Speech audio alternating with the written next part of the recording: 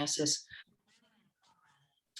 quickly as he can, but we'll get started in his absence. We have Adam and Alec on vacation, and we don't have word from Pat Strouk yet, but so I think we are the group. So good morning. Thanks so much for joining and hopefully reading what you were sent in great detail. And I think maybe as we start, what I might ask all task force members to do while we're just going through some administrative items at the beginning is if you could just think about how you would describe how you're feeling about the current version of the draft plan and write one word in the chat, just one, no more, just to get a gauge of, your level of enthusiasm, concern, excitement, pessimism, just so I can kind of get a general gauge as to how you're feeling. Morning, Patrick. Each one of us is putting one word in the chat that just best describes how you're feeling about the current version of the report.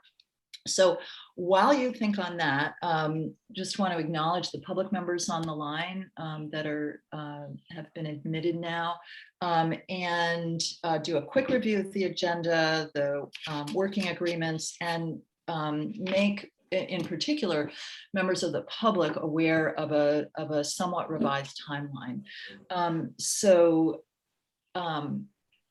I won't get distracted by the chat. Sorry, I won't read these words. So we're basically, this is sort of one big meeting, one big agenda item to go through the, yourself, whoever that is. Hello.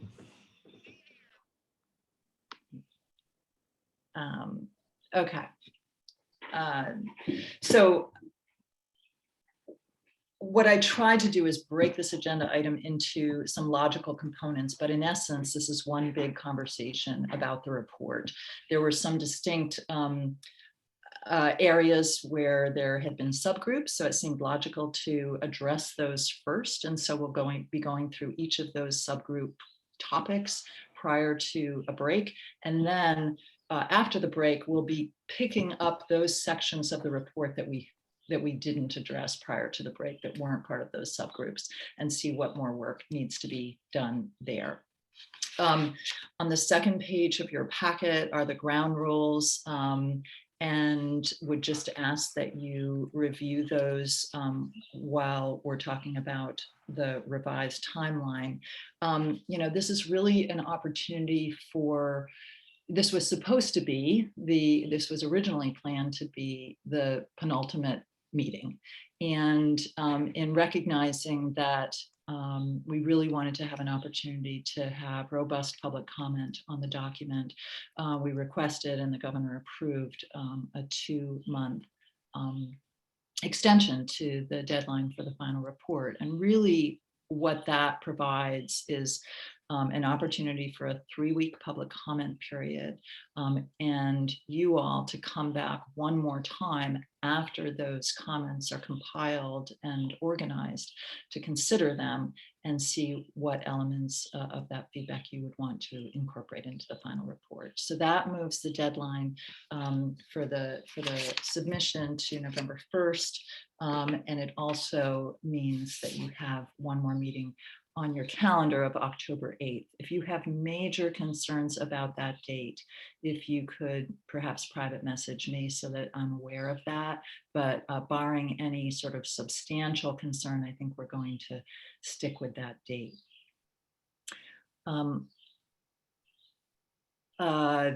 So that the public knows, there will be a public comment period that will be 3 weeks long, that starts on August 27th, and that ends on September 17th, we think. If it's not those dates, it will be very close to that, and we'll make that public and get the word out.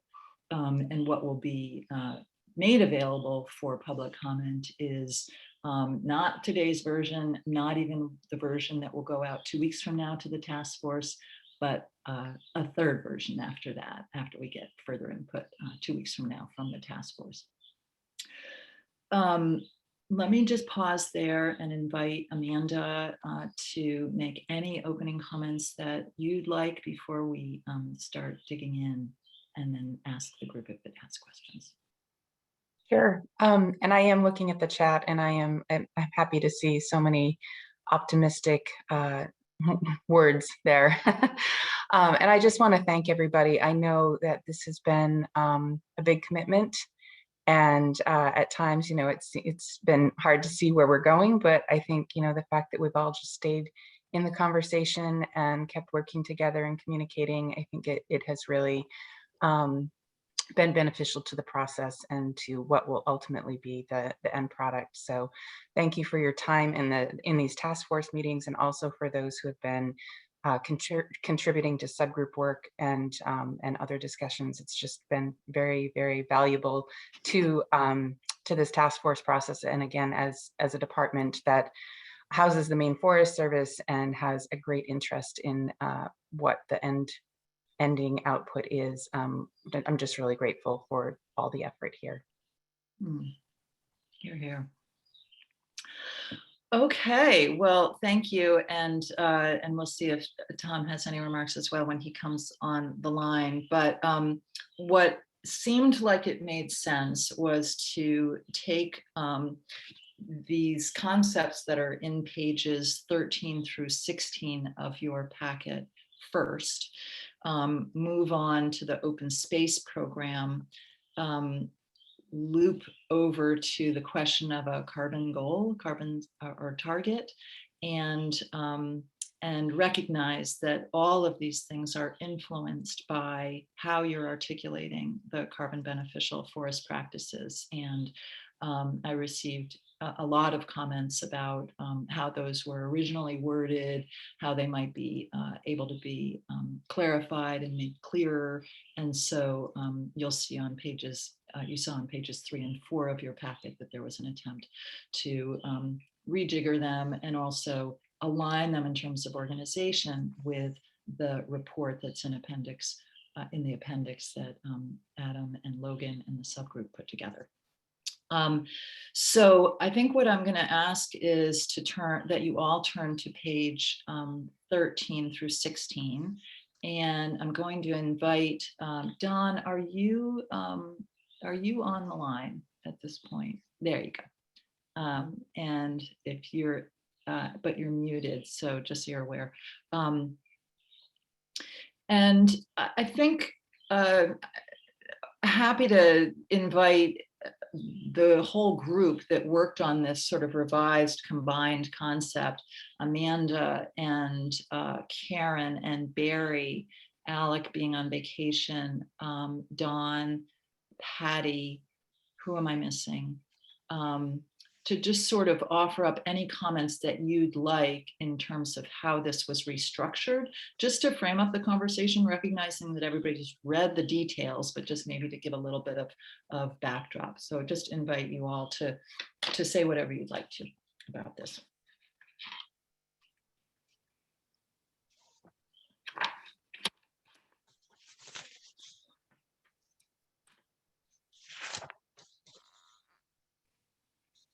Well, this is Barry. I'll jump. Go right ahead, Barry. Okay, I'll jump in. One thing I didn't see included in there was just something I'm kind of a broken record about, is the need for improved markets for low grade wood, and I didn't really see that listed under the improved engagement by the Maine Forest Service. There's the talk about the carbon specialist, et cetera, but I didn't really see specific mention of that. And then kind of related to that, on the last, the button kind of in the middle of page 14, the increased funding for the direct link, revolving fund, et cetera. I mean, are those low interest loans? And I think in just having it there, I think there should be more help, information on how to attract loggers, and just a little bit more fleshing out of that particular concept. Mm-hmm. And I should have noted that we're recording, so we'll get all of these comments down. Thank you for the specifics. Karen, go ahead. Thanks. I'm just going to hit on a couple. Is that all right, Jody? Yeah, please. Rather than take turns. So one concept that I might mention in a few places, but it first came up here, and I'm seeing that you want us to really focus on the technical assistance portion. Is the idea of not just greater involvement of landowners. So so for example, under technical assistance on page 13, the second full paragraph, the last sentence talks about for far greater landowner engagement. And one of the points which we've talked about quite a bit is the age class of our smaller woodland owners being so predominantly older. And so the idea whenever we can to talk about bridging generations. So it's not only greater in terms of numbers, but longer terms so that it might span the current owner and then move, involve over time the next generation. So greater and longer engagement, longer in duration.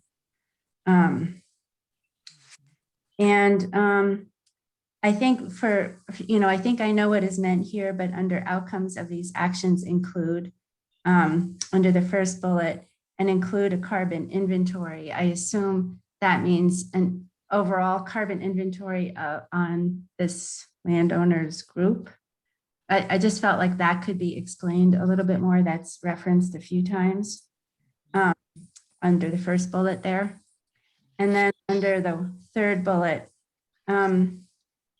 I am assuming that not only do we want to increase the use of logging equipment, but I think, as is mentioned elsewhere, we want to be involving the certified loggers themselves, not just the equipment, because that involves the knowledge and the expertise. So that to me, I don't see that in one of these outcomes, and it should be not only the equipment, but the logger certification group. Mm-hmm. Did I make sense there? Mm-hmm. And I just want to say before I forget that, there's been a really good job done here, Jody. I don't want to gloss over that. So my little points here are taken in the context of really brilliant integration. But I do want to say that the first paragraph under financial incentives that flows to the top of page 15 is just beautifully written and captures, I think, a lot of where I think we're going. It's just beautiful. So I do want to say that. And then under the task force recommends, is this still part of what we can talk about on page 15? Yeah, wherever we want to Okay. go in this whole section. Yep. There's sort of a missing concept here that I would love to see articulated more in more definition. It's sort of like, I think we need another bullet under the second bullet, create a team, and there's those bullets, but how the funding is presented to landowners. And I've been hearing from this landowner category that they want a program. They want to know how to sign up. They want to know what to do, and does it have duration? So it's not only how is it going to be funded, but I think another bullet is like, how is it packaged and presented to the landowners? So it is a program, and that's sort of elusive. It's not really in there. So I would humbly suggest or ask that that concept be teased out and presented in its own bullet. Right. And should I keep going? I'm so Yeah, sorry. you go ahead. On the top of page 16D, again, I would say that if there's a way to, there's nice reference to how how are we going to pay for this? What with the design, but how deliver the program to landowners? Like, is it a contract? Is it an agreement that lasts for a few years, or is it year to year? But the delivery system is just missing from all of this, in my humble opinion. Especially if it could have some duration and help with this bridging of the generational gap. So that it has the feel of a Maine Forest carbon program, even though it's done by another entity. So that's all for now. I thank you all for your patience. Thank you. Amanda.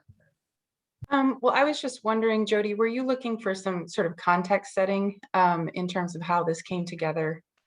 I originally was, Okay. and I'm happy to, and if the group feels like it needs that, I think that would be time well spent. Maybe just a head nod or not as to whether you all feel like you do need that. Okay, go ahead. Thank you. Yeah, so this section really evolved from the thinking of some of the staff in the Forest Service.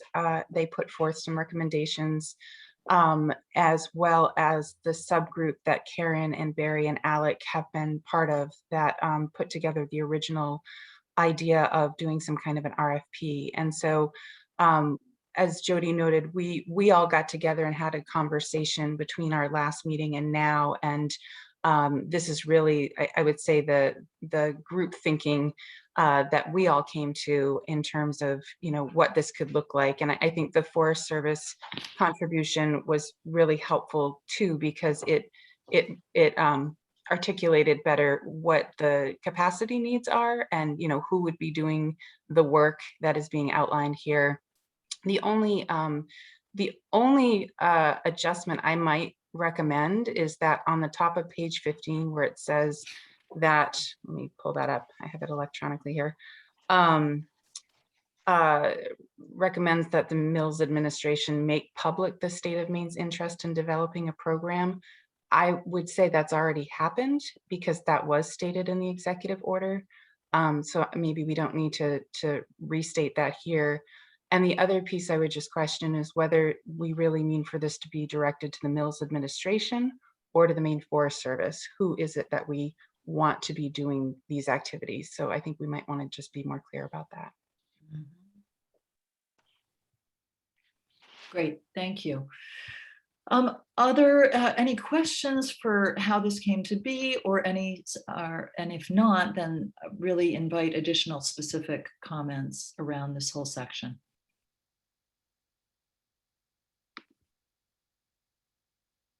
Karen, go ahead.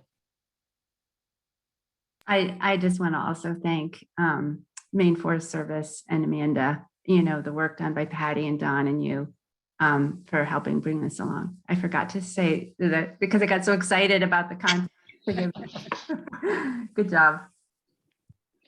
So what I should have mentioned right at the start is you saw in your cover email this sort of detailed timeline, tried to make clear every step between now and November 1st. And one of the things, so today is the first date. And then the second line in that email in terms of dates was when I would need written comments from you. And that's just Tuesday. It's Tuesday of next week. But what I would emphasize about that is that now is the time during this meeting to be raising significant areas of concern or discussion. What would not be helpful is to receive comments from you on Tuesday that stray far or introduce new ideas that the group as a whole has not had an opportunity to discuss and vet, because I frankly just won't know what to do with them, since I won't have the confidence that the rest of you would agree with them. So welcome your, edit your red line edits, wording changes, all of that. That would be super helpful to me. But in terms of major concepts that you feel are missing, now's the time to bring them up. So let me just open it up to comment again around these pages.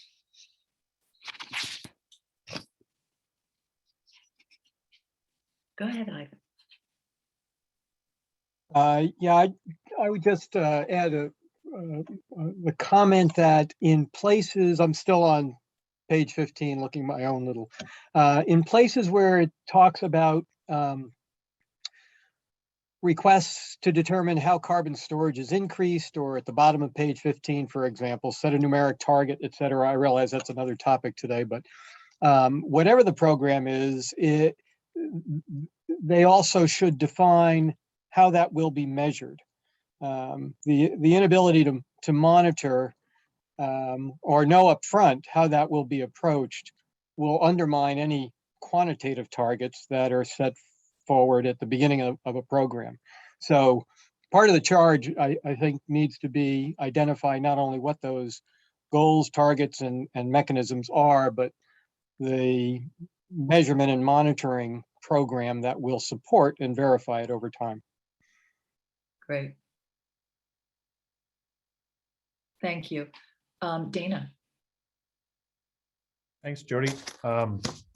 So I appreciate all the work the Forest Service put into this. I want to respond to a couple of the points that were brought up by Karen and by Barry, but I'm gonna go to those last. So one thing that I think is inherently missing from this, and so we've taken just providing context. I appreciate what the commissioner had to say about the context of this.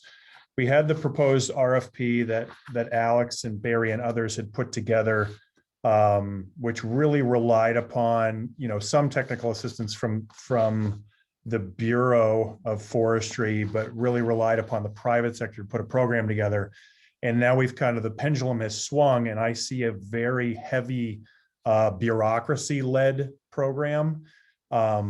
So it's a huge pendulum swing, and I understand there's no mention in here about the department running a program, but I take a look at some of the recommendations, and we've gone to a department that provides not just one position for technical assistance, but it looks like we're now up to about 6 positions. So I'm concerned that we've gone the other way to a very public-driven program. So I would say I'm definitely in favor of having a carbon specialist at the Bureau who leads an effort and tries to educate and provide technical assistance, but we don't know yet what a program might look like from the private sector. We don't know who might run those. And so I'm a little concerned that we're now advocating for adding all of these positions. I'll also say what is definitely missing from this is marketing. So the assumption here is that, the foresters who are added at the Bureau are going to be marketing specialists. That's not their area of expertise. Their area of expertise is forestry and being on the ground, assisting folks, but their area of expertise is not marketing. So one piece that's missing here is how do you market to the landowners the benefits of enrolling in a carbon program, or what those carbon programs are and what the offerings are. So I think that's a big piece that's missing here, that if we're going to look at using public funds, we should look at a marketing effort that is direct and surgical and systemic before we start adding a bunch of positions. So that's my perspective there. I'll also, so from that perspective, now I want to get to, some of the points that were brought up by Barry and Karen. So I know Barry had brought up the direct link loan program. So there's a lot of information that came out of our lands group that I know you have access, Jody, on the direct link loan program that I've provided for detail. So I'm happy to redirect and give that to you again, if that's helpful. But I agree with Barry, there needs to be some further fleshing out of that. So you just let me know if you need that, or if you have it at your fingertips, please access it. I would appreciate what components of that you think are most essential to include in this plan. Okay, yep, I'll get that to you. And then Karen had mentioned the use of certified loggers. So I want to go to, and we're a little out of the scope of what you asked us to provide comments on, but there's a comment made on page 1. And it says, I had made this recommendation, and evidently there was a decision made to just tangentially have Adam and Logan put it in their report. So I would go back to what Karen said and say, yes, I think, for evaluation and verification purposes, having a third-party audited contractors doing some of this work, so you have those audits from the field that you can rely upon for verification, is absolutely necessary. So I'd like to see that added back in, because I think you can have contractors who are using ground sensitive equipment and they may be accessing public funds, but then how it's actually used on the ground needs to be verified and audited. So I'd like to see that added back in. So I think those are the bulk of my comments at this point. Great, thank you. Tom? I have a couple comments and I have actually a question for clarification. I do think it's the right move to have a person focused on carbon, the idea of a position. They have that in Vermont. What I'm hearing from Vermont is it's working very well, and having somebody keep up to date on what's going on in the carbon markets because they're changing so much. I do like the idea of adding the technical assistance. I think that was one that, frankly, that goes way back to whatever we called ourselves before. About that was one of the things we all agreed on, I thought, way back, if everybody knows what I'm talking about. Natural and working lands. Yeah. I think there's so many benefits that go with that. I think we should not be under the impression that we're going to lead a whole bunch of landowners immediately to carbon. That it takes some time. Some folks will. The real people that are ready to go will jump in, but it's a process with a lot of these landowners on anything. And we're gonna have to work with them a bit to get them comfortable to move them into something in the carbon. So I think these foresters actually, the reputation that the Forest Service has with many of these landowners, I think they're in a unique position to assist those landowners and guide them and help them. So I see them as a major part of the marketing to these landowners, that they have the confidence in these foresters that what they're being told is correct, and in their interest. So I'm encouraged by that, and I think there are a lot of other benefits that go with that, whether it's carbon or wildlife or a whole bunch of other resource of value, public values that go with assisting those landowners. So I'm very much in favor of that. I'm for clarification, I'm trying to I just wanted to understand, would we expect this a program that is this is on the page 15 part. I'm still trying to figure out, are we asking for the development of a specific carbon credit program that would also kind of compete with the other 3 or 4 or 5 that are out there in the private sector?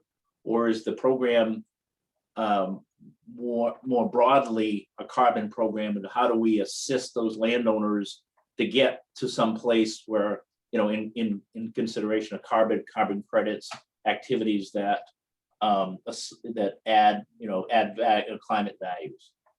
Is my question clear? Because I see it as 2 separate things. What Mark is, well, hold on. I see Amanda's hand first, then Mark, but I think we do need to be clear on Tom's questions. So if any, Amanda, if why don't I take you, but I do think we need to wrap back to that if your comment doesn't address his question. Yeah, I don't know if it will address it or not. I really just wanted to talk a little bit about those positions that are being suggested. I think that what we were trying to get at is that there used to be more capacity than there is right now to do landowner outreach in the Maine Forest Service. And we do see a need for more of that, regardless of whether or not there is a carbon program, but especially if there is one that we are trying to promote.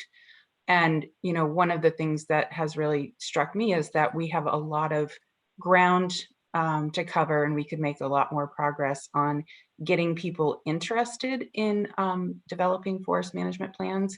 And I see the work of the Maine Forest Service foresters as being able to do that kind of landowner outreach and sort of prime the pathway for people who don't even know that they might want to go down that road, or that they might have a role to play here.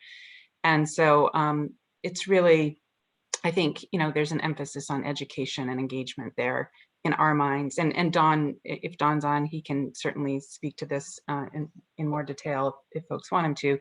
But I also just wanted to point out that one of those positions is intended to be somebody who has the capacity and expertise to be working on marketing and that sort of realm of outreach. So I appreciate that folks don't want to go down a road where we're building something really bureaucratic, but this is really just about giving the Forest Service capacity to do a good job in implementing whatever comes out of this task force and our recommendations. Thank you.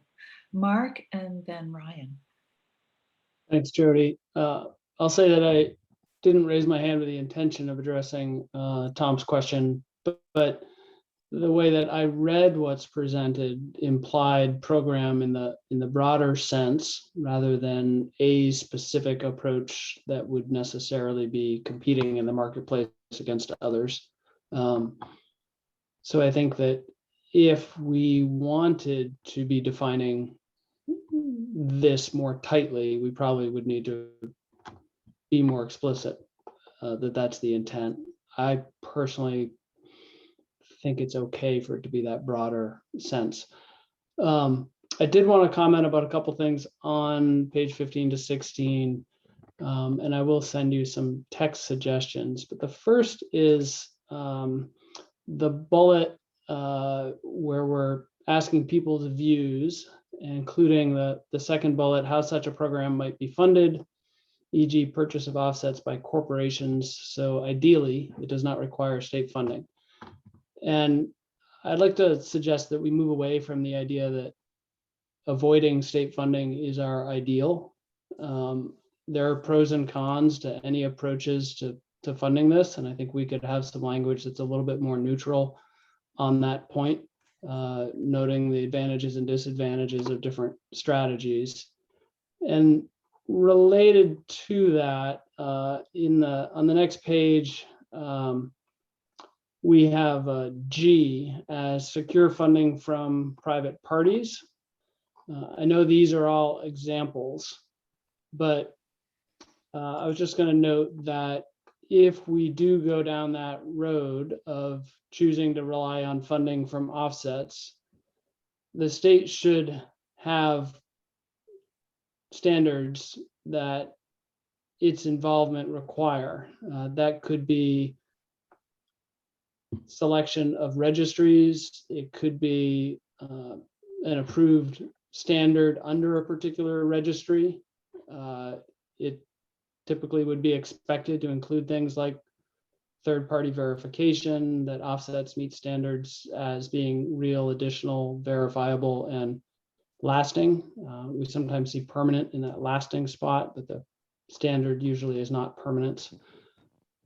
And I think the state should consider whether it will have standards for the purchasers of offsets, such as whether they're also executing a plan to reduce their own emissions. Mm-hmm. So if we go into the space of working with offsets as a funding source, and if the state government is directly involved in that, then there should be some standards imposed. And I think we need to address that here. Mm-hmm. Mm-hmm. Right. Thank you. Ryan. Thanks, Jody. I think I'd just voice my support for that technical outreach capacity within the Maine Forest Service. I think engagement with landowners directly is, in my opinion, one of the ways to move the needle in terms of the amount of management plans that are on the landscape, and some of the content that actually ends up in those management plans as well. And that's the way to engage people and get their interest in understanding about what the capacity is or the potential is for their ownership of land. I guess the other thing I wanted to mention is that I'm struggling a little bit in terms of the bullet points on page 15 with the task under the task force recommended to the Mills administration, and talks about convening brainstorming sessions and selecting a partner to work with to help craft some of the outputs of those discussions. I'm just wondering whether folks think that we'll be able to, in some of the concepts with the RFP was engaging the private sector to really have them put forth their recommendations. And I wonder, if we're just convening brainstorming sessions or selecting partners to work with, that we may miss some opportunities or miss some understanding about what's out there on the landscape and what might be the best fit for the state of Maine. So I guess I'm wondering whether we'll be able to engage a broad enough breadth of potentials out there on the landscape to really make the best selection or the craft of the best program for the state of Maine. Just clarifying question, Ryan, because you think that a different approach to that could be more successful, or you're not sure what a better approach would be? Well, I do look generally favorably upon the RFP process because it does, kind of sharpen folks' perspective or pencil in terms of what the state is looking to do. I think if we engage and have discussions and brainstorming sessions with folks, I think, I wonder how much overlap or synergy that you would have with those conversations. I think, I think the potential, as outlined here is possible. I'm just wondering if that's in the end, the best way to solicit input and information and engagement by folks that are, in the private sector and have quite a bit of expertise in this. Mm-hmm, mm-hmm. Thank you. Pat, go ahead. And then Barry. Yeah, just some general comments. I feel like we made a decision earlier that we need more horsepower. And so I'm responding favorably to the idea of more horsepower in the Maine Forest Service as written. So I think that's important. I frankly was uncomfortable with the RFP approach. I think it just kind of handed over all authority in a different direction. And I thought this group needed to have more control over the thinking behind what would be recommended in the future. So I think the revision towards a more interactive internal approach is okay with me. The comment about marketing to landowners, I think that Dana made, was really important, and we ought to think about that, I think, in this phase of our report, how we're going to go about that. And so that's an interesting point. I just want to flag the certified logger discussion. There are several certified logger programs. Some are third party, some are second party. It really is, what are we trying to get at? I think we want loggers and foresters administering the program to be credentialed at some level. That's how we do it with the forest stewardship program. I think all people that can administer that program need to have this baseline certificate of training. DEP does that with, if you want to use cost share funds for mitigation projects, then you've got to have a credential. The contractors need to go through a training program. In that case, it's mostly earthwork contractors. So I just wanted to flag that because I don't want to. There's some pieces to that are important.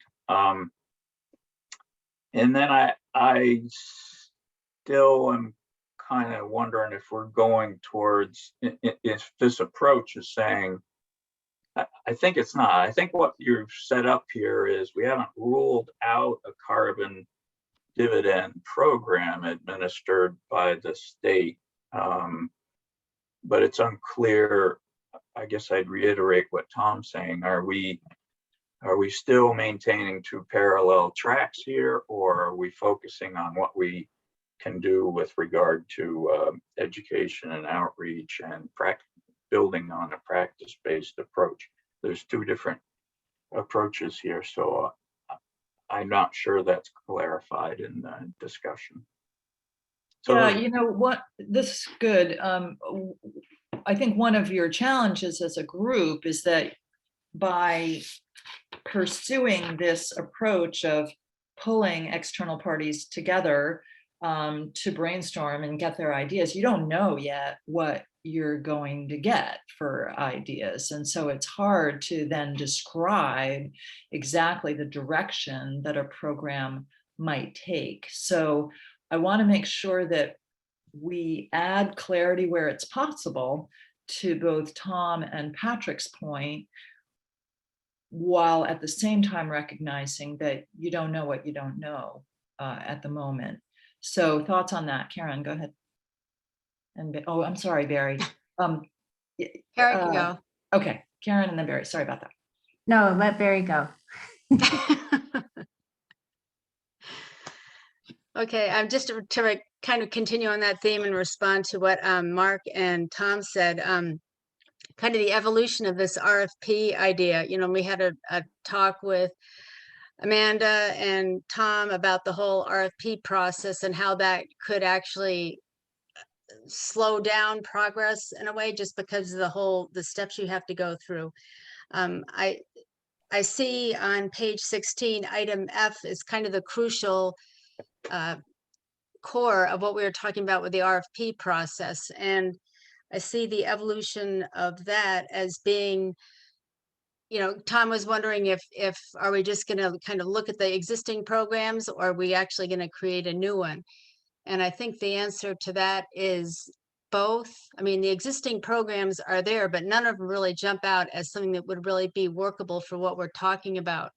So these companies have the ability to run a program to deal with the carbon credits and all that. The Maine Forest Service has the ability to reach this huge pool of lands and landowners.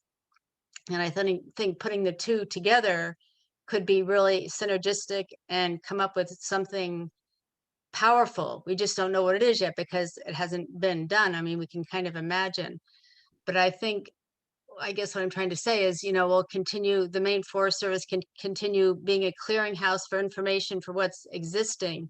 But also, I think at the same time, and perhaps more importantly, is to continue in this evolution of what I call the RFP process that's kind of outlined in Article F, and keep working diligently with companies to come up with a program where they would be able to make something that works for a lot of small landowners. Thank you. Karen. Yeah, I guess I think it's essential that we be crystal clear that we're open to a carbon dividend program here and to be clear in that direction. You know, I think what's detailed here is a very thoughtful approach to that. I think, Barry, you just highlighted the partnership component. We know that a number of the task force members are parts of group that are in pilot stages with carbon programs. And we certainly, I think, shouldn't be seeing this as a competition to the TNC AFF program or what, Tom, you're doing with your group at all. In my mind, this isn't about the state competing. It's about the opportunity for the state to work with existing programs that over time develop strength and credibility to do that kind of partnership that Barry said. And I think we really need to confront the fact that there are a lot of new startups. We don't know out there which ones are going to go and which ones aren't.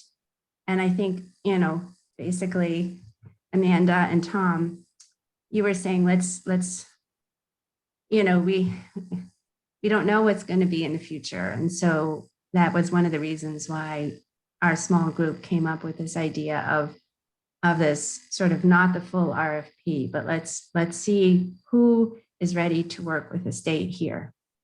But I think and I have to honor what I've been hearing from the public in our sessions, going way back to the Natural and Working Lands group, that having some opportunity to work with the state and now, you know, with a private partner to have a dividend program is something that landowners are interested in. And I'd like to see us be able to explore that and explore the partnership, open it up to any and all and see what emerges. And I think, Jody, you described that sort of nuance very well. But I don't think we're going to honor our charge if we just do a practice sort of training approach. So I just really feel strongly about that. Thank you. So we've got Tom Abello, then, I thought there was somebody else, then Melissa, and then Patrick. Thanks, Jody. And apologies for being late. I just wanted to go back to what Mark Berry said, and specifically in letter G, adding in some of the standards. I think that's a really good idea. I don't know if that would be a separate letter, so it would be an H or something along those lines, but I do think it's worth, and Mark, if you have suggested language, I think that would be really helpful there too. I also don't, I think we should add in the potential for state funding. I don't want to close that off. We have private there and federal, but I think it's important that the state have some skin in the game as well. And then on, I don't know if we're there or not, but on number 5, getting to the logger piece and the on the ground performance, I think that's a really important section as well. And so I would like to see us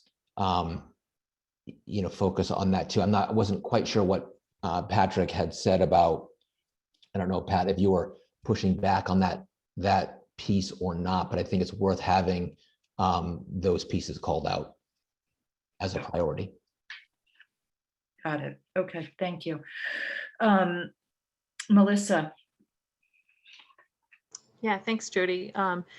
There were a couple points made by a few other people. I know Karen mentioned a little bit, Dana mentioned a little bit, and Ryan mentioned, how does the, where's the component in here that helps the public know about this program and engage with the program? And I guess as somebody who engages in a lot of local, Franklin County agricultural programs. The last time I heard from the forest ranger in my area was when, Patty Cormier came up to look at my big hornbeam tree for the biggest tree contest. And it just seems like there is kind of a disconnect between some of the services that they offer. And, I guess I'm just wondering if there's a place in this to say, this is the new Forest Carbon Maine website that will have information for people to go through.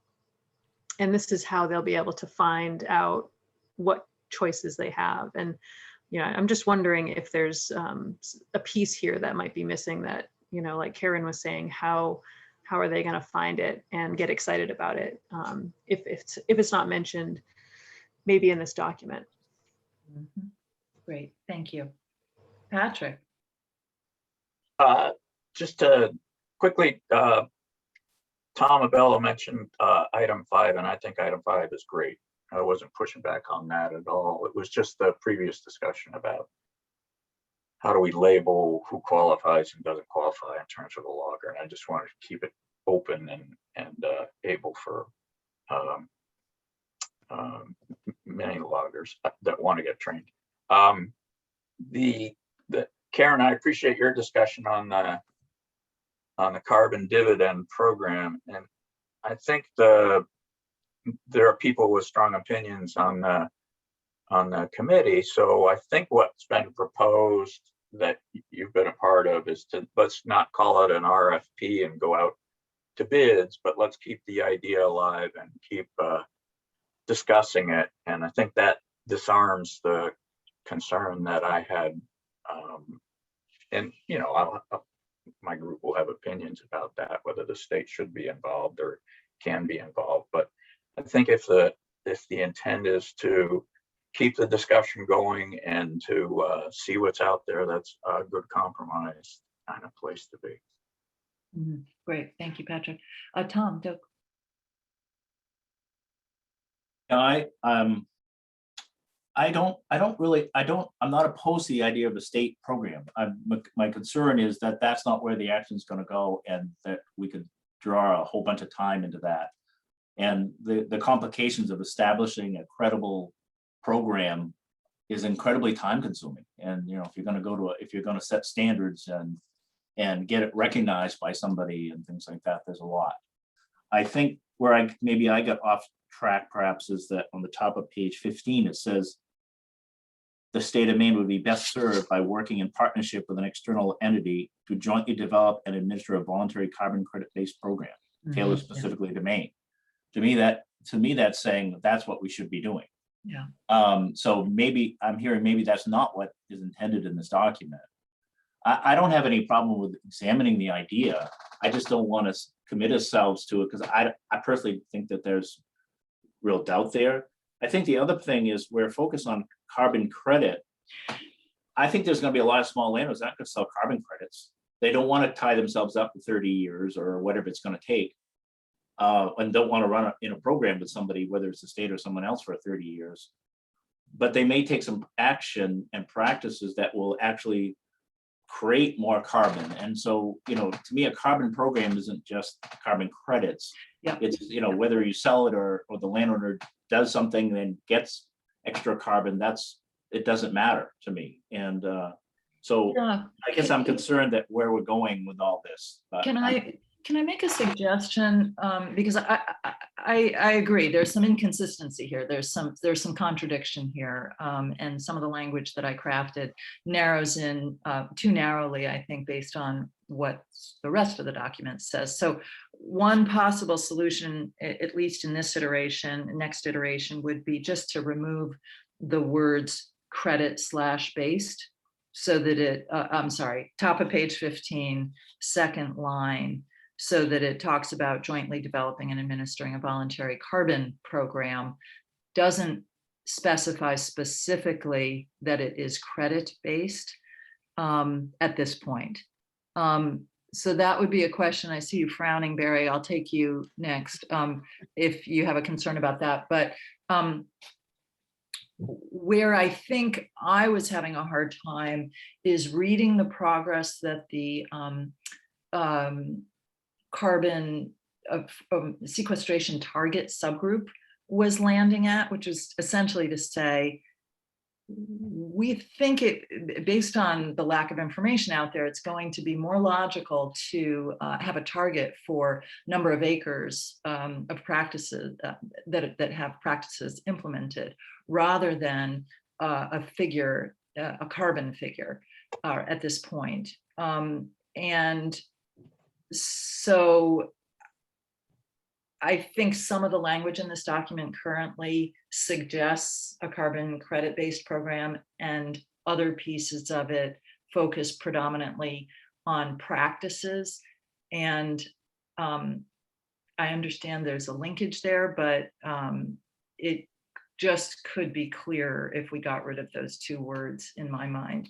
What are folks' thoughts about that? Should I take you first, Karen? Barry? I thought that one of the basic things we were talking about was a carbon program for landowners. So I kind of wonder why we would take out the wording referring to that. I mean, the basic bottom line idea is to sequester more carbon, but the means of doing that is one of the strong means, and all these other programs, it's a carbon credit, they're carbon credit based programs. So I think it's perfectly fine to leave the wording in there. And I think, you know, we are going to be talking about the open space tax program later, but I think both of those are tools to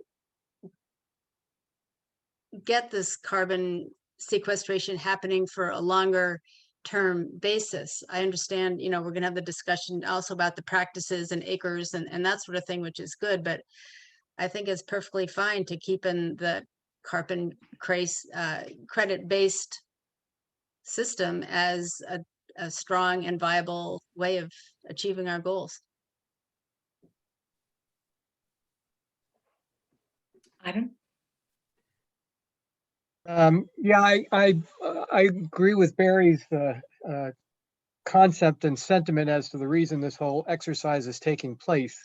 However, given the challenge to even measure carbon, if we can quantify practices that we know are beneficial to carbon, but particularly, I can't tell you how many times I've opened Tom Doak's PDF from one of our earlier meetings about the characteristics of the demographics of the people that we're going to be addressing this program to. And they're interested, I think, in learning about, can they get paid for carbon, but they have a lot of other interests in why they manage their forest.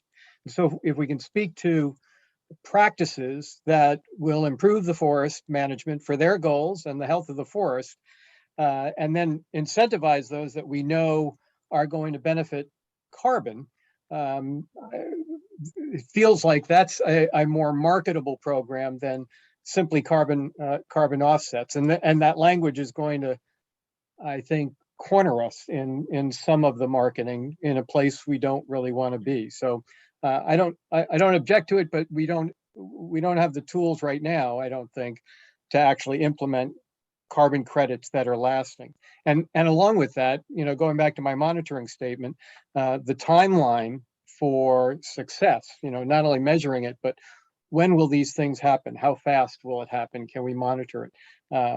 I think the more we quantify it around carbon credits, the more challenging it is going to be to have a successful program as compared to practice. So anyway. Thank you. Karen. Well, I'm going to try to ask this question, and it's really to learn. I have sensed, really going back to the Natural and Working Lands group, that there's a fear around carbon credit program, whether or not it's run by Maine Forest Service. And I've pondered that, tried to understand the concern that might be around that from different aspects of the forest products economy or state government or others.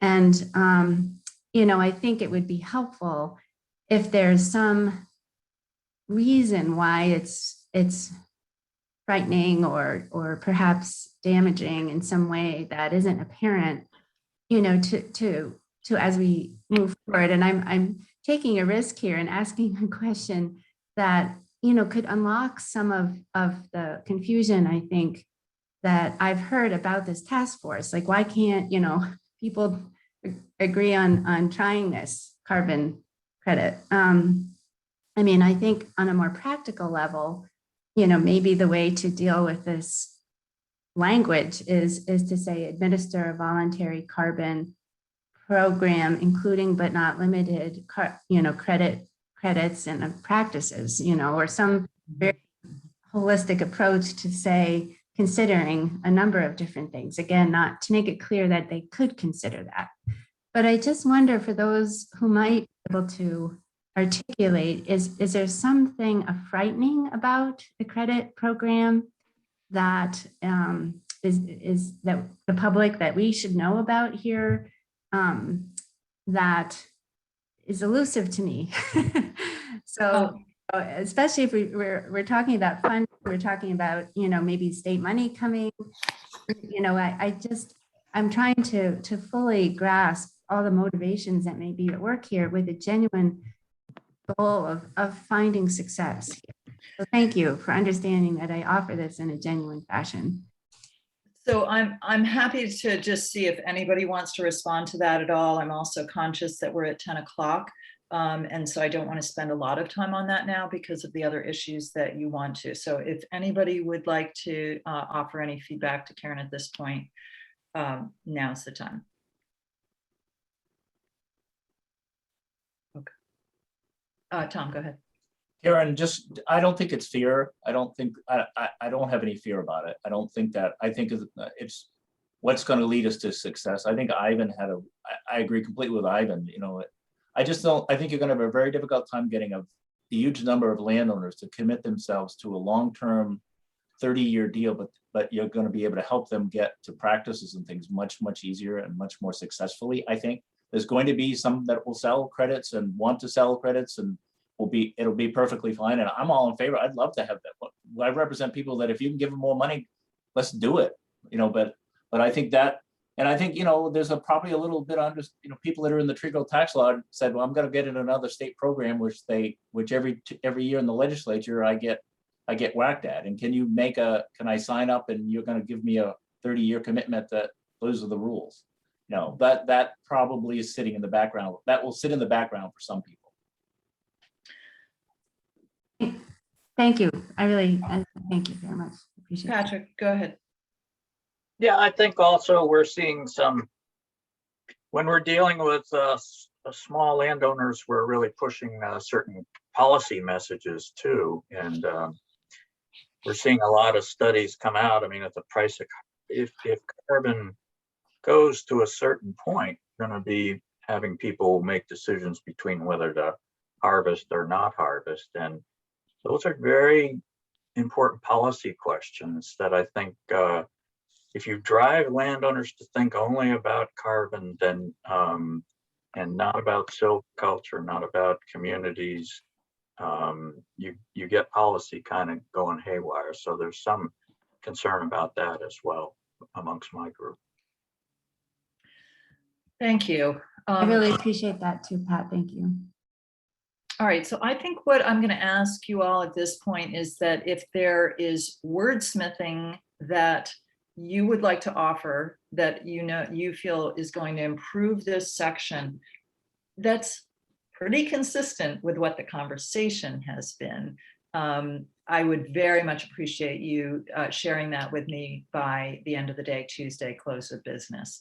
Anything that you offer, I'll do my best to include it as long as I have a fair degree of confidence that the rest of the group would be likely to be supportive of it. So I'll welcome those changes, those suggested changes. And I think what we'll do now is pivot to the open space program onto pages 17 through 19. And if I could put both Tom, Doak, and Mark on the spot to perhaps give, an update on what progress did you make between these two meetings? Because this group has seen iterations of this now 3 times. It gets a little bit, I certainly wasn't going to include track changes. And so just to highlight the major points of progress that you made between those 2 meetings. Sure. And Tom, I hope you'll help with this. I would say, and a lot of credit to Tom's voice here, we continue to try to streamline, in line with our earlier goal of making the program simpler and potentially more attractive to landowners and potentially easier to administer. And the red line in brackets that Jody has provided here is all explanatory content. So it's not descriptive of the program itself. It's explaining rationales and highlighting how the proposal is different from the existing program in many places. The biggest emphasis here is on the role of the open space program in helping to keep land undeveloped. And to that end, we're recommending a significant increase in the basic open space discount from 30% to 50%. We're also eliminating some of the currently available categories. So for some landowners, they may not see a big increase. And we're retaining in this proposal, the current criteria that caps the open space discount at the potential tree growth discount. We're also saying it's a maximum discount of 90% versus 95%. And we're suggesting municipal reimbursement following the same formula used for tree growth. For carbon management specifically, for forested land, we're showing 3 options. One option is to have a 10-year management plan signed by a forester, which is essentially the same bar as tree growth. One option is implementation of a practice approved by the Forest Service, which could also provide a 10-year qualification as long as the landowner is attesting that the practice is implemented. Our theory is that that could be more attractive to smaller landowners in this range.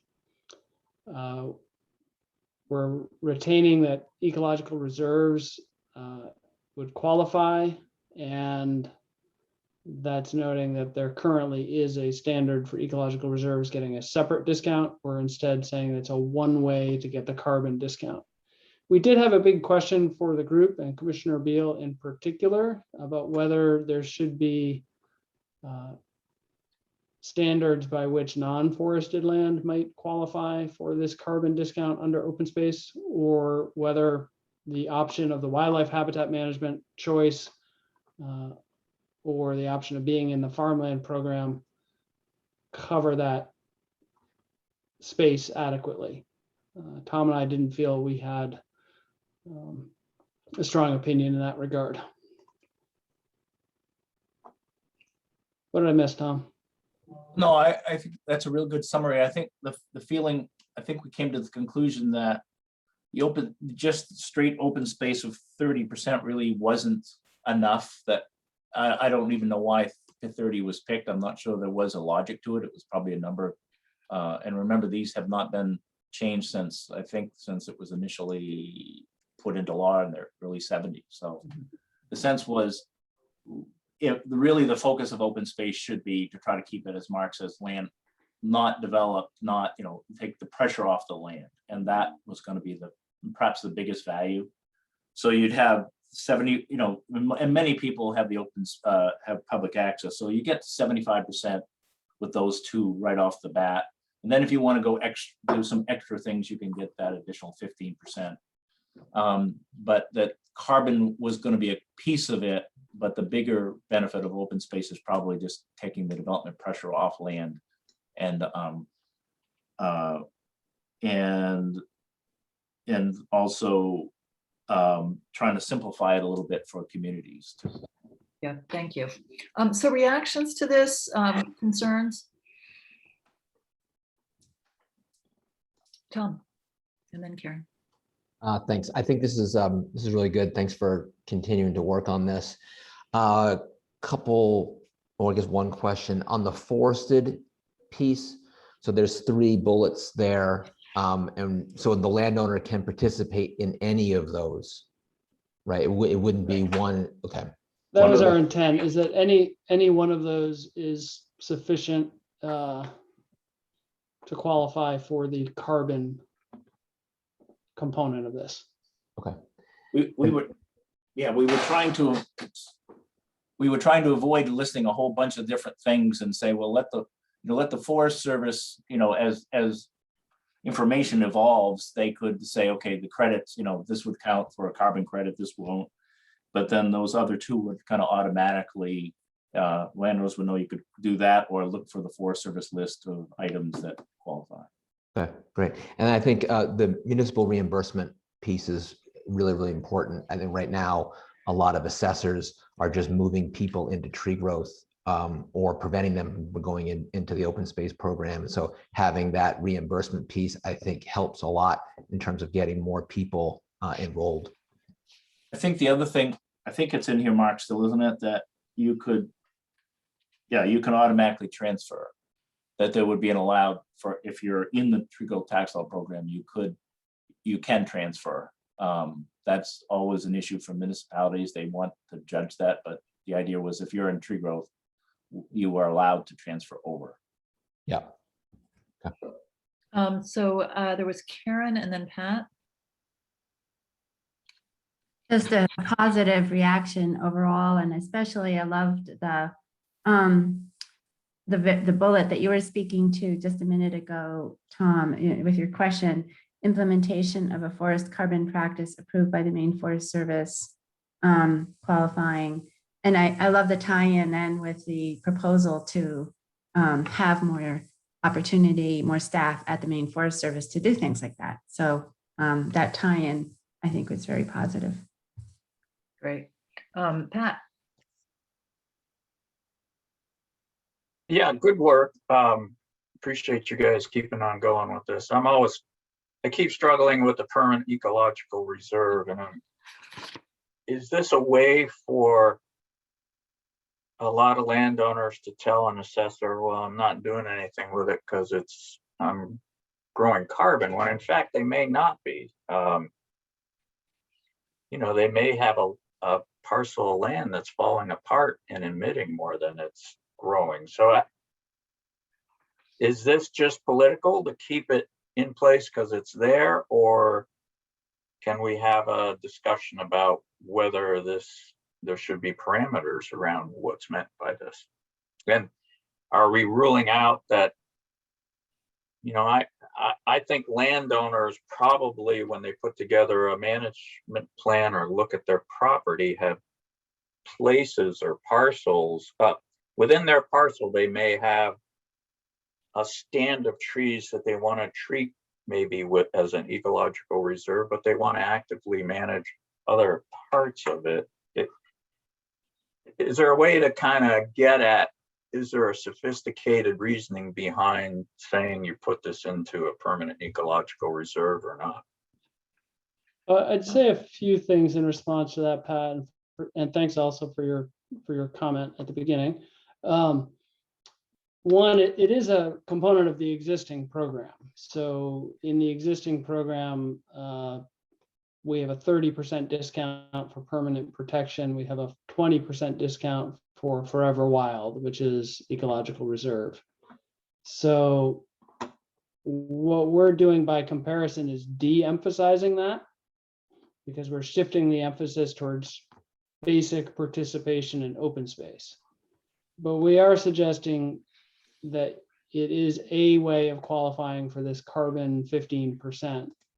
There's nothing that would be pushing a landowner to need to have their whole property in that status. You have the option of being under a management plan that could include areas of reserve and areas of active management. You have the option of, you know, implementing some other practice. I would say that in general, the evidence is actually quite strong that reserves are positive with regard to forest carbon. I would push back a bit on the idea that even an older forest is likely to be a net source of carbon. Certainly it can happen with a insect infestation or fire, but it's not the typical result from old forest. And there's very little forest in Maine that would reach that kind of age in any of our children's lifetimes.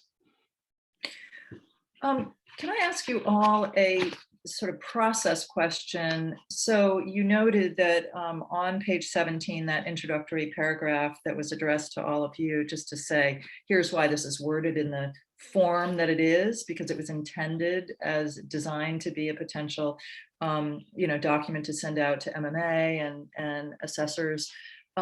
So that needs to happen, and we need to receive feedback from them beyond the one-on-one conversation that I believe Mark and Tom and perhaps Alec had, maybe and Tom Abello had with representatives from those two organizations. But that takes time. Whether we can realistically get constructive feedback from those groups within the same 3-week window that we're putting the whole document out to public comment is a question. So I don't know that we'll actually have meaningful feedback from those groups in time to embed, to modify this section into the final report. And I also think that there could be some benefit to taking more time to do that, because these are touchy issues. Anytime you modify this program, organizations and representing municipalities and municipalities themselves are likely to initially have concerns until they, see what the intent is behind them. The other piece that I need you to be aware of, I am facilitating another stakeholder group for the Department of Ag Conservation and Forestry focused on solar siting and the impact on farmland. And the question has come up around whether there may be reasons to modify the open space current use taxation program so that farmers who cite solar projects on their land don't automatically get booted out of the farmland tax. So what I mean to say is that there is another stakeholder group going on right now that may be recommending changes to the open space program as well, at the law. And they're not going to want to hear from two different groups, 2 months apart, saying we suggest these changes, and oh, this other group suggests these changes. So I just want you to think about what the sequencing of this and what might be the best way to move forward in this report on this issue. As you think of all that, let me take Patrick. Just another, I think I've raised the concern on the ecological reserves, and they are a concern of the industry, but a point of clarification, are we saying any landowner can transfer property from tree growth to open space without penalty? Is there any acreage limit on that?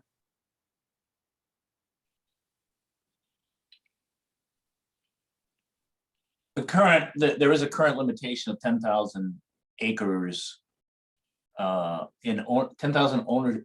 Anybody that owns 10,000 acres is limited to 10,000 acres in open space.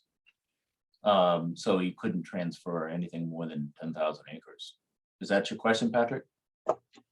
Yeah, so why not make sure you put that in there, because it's in existing law, but so there could be landowners that don't want to do anything with their land and put it in reserves that own significant amounts of land. Again, those, okay. Remember, they can't get below tree growth either, so. Yeah, but they can be close. Dana. Thanks, Jody. This is a question, I think, for Mark and for Tom. So great work on this. I'm never going to be an expert on this and never will pretend to. So I lean on you guys to help, and you're doing a great job. So here's kind of a hypothetical question, and I'm just kind of thinking of a model, and maybe it's in here and you guys can tell me that. So it seems to me that, the whole goal of our entire group is obviously we want to maintain or encourage more forested land. We want to maintain our harvest levels and see no degradation for whatever we do. I mean, those are kind of our two overarching goals. So if I were a landowner and I was in open space, or I sought to go in open space, and let's say I've got a 10-acre field, or maybe it's 20 acres, I would think that we'd want to encourage some of that field to become forest over time. Because we want higher value. We want to see more forest. We want to see forest management, et cetera, et cetera. So is there a way in open space now where you can be incentivized to change your property from field to forest over a certain continuum, knowing that it's going to take probably decades to change that over? But is there an incentive that's in there right now? I don't know if there is. I'm not pretending that I know, and that's not a criticism of you guys. I'm wondering, is there an incentive, and should we be building something in?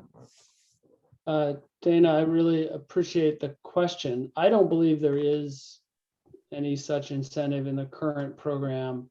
The current program, I would say, is sort of, this isn't the right word, but it's agnostic or neutral on forest versus any other type of open habitat or open land. It doesn't even necessarily emphasize habitat.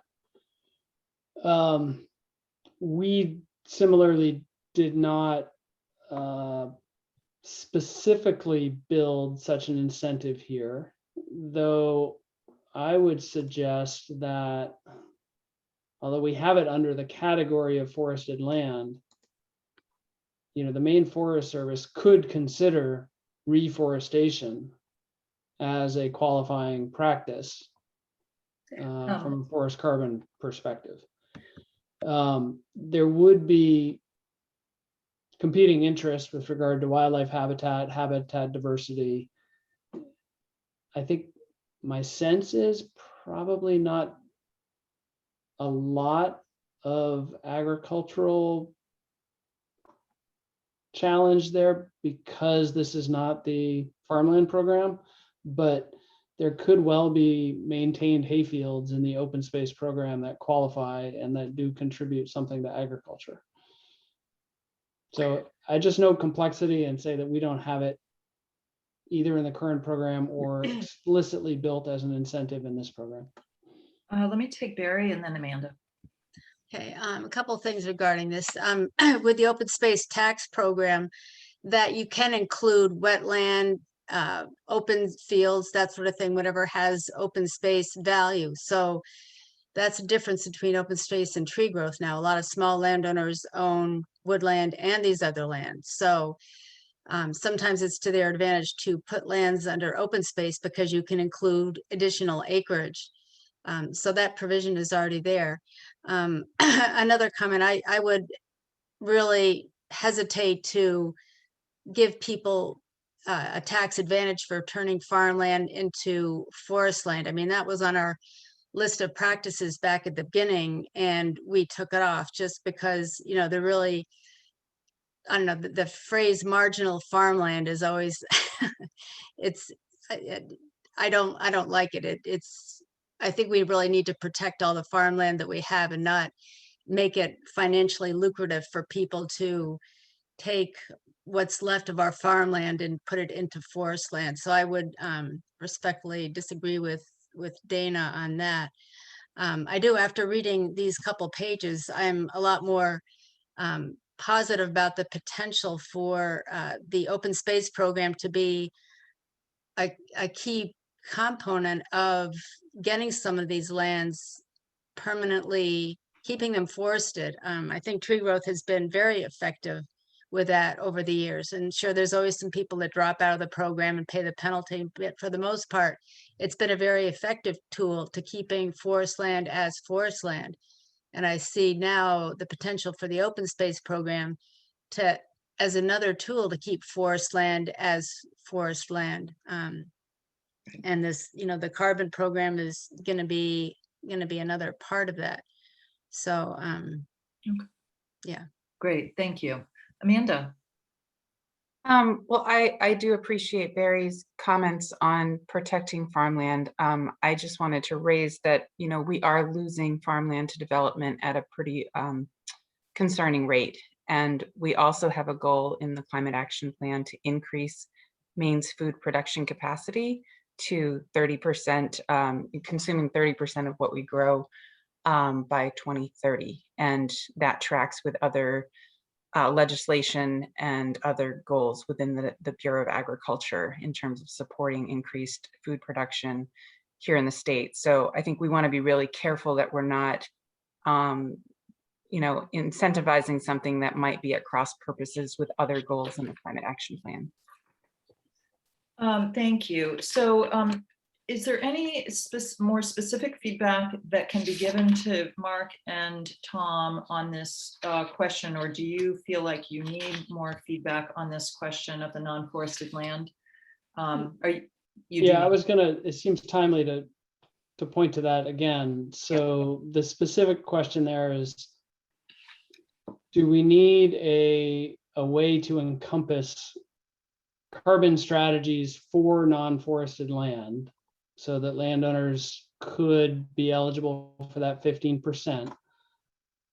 Or does the wildlife habitat option perhaps provide enough in that regard? And if we do need practices, you know, it didn't seem appropriate to point to the Maine Forest Service to approve a list of practices for non-forested land necessarily. So we could use some help with that. Yeah, Amanda. Sorry, as soon as I said that, the goal that's in the Climate Action Plan, I realized I said that backwards. So I just want to clarify that it's the goal is to for us to be consuming, you know, 30% of our diet basically coming from food that's grown in the state. Yep, understood. Yep, Barry. Yeah, just a quick thing to get to Pat's concern about the ecological reserves. I think in the wording for open space now, land that's forever wild, you can't just say it's forever wild. It has to have an easement on it. And I think the same is true with ecological reserves. The landowner can't just say this is a reserve.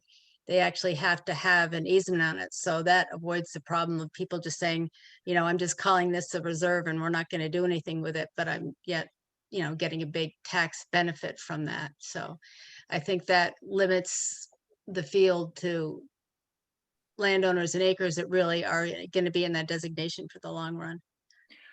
Patrick, I'm just going to hold for a moment because we really need to, we're almost 10 minutes over on this point, and we need to give Mark and Tom feedback on the question that's been asked here around, is what has been drafted as choosing the wildlife habitat management option or being eligible for farmland current use, is that sufficient for non-forested land for qualifying for the carbon benefit? So they need some feedback on that.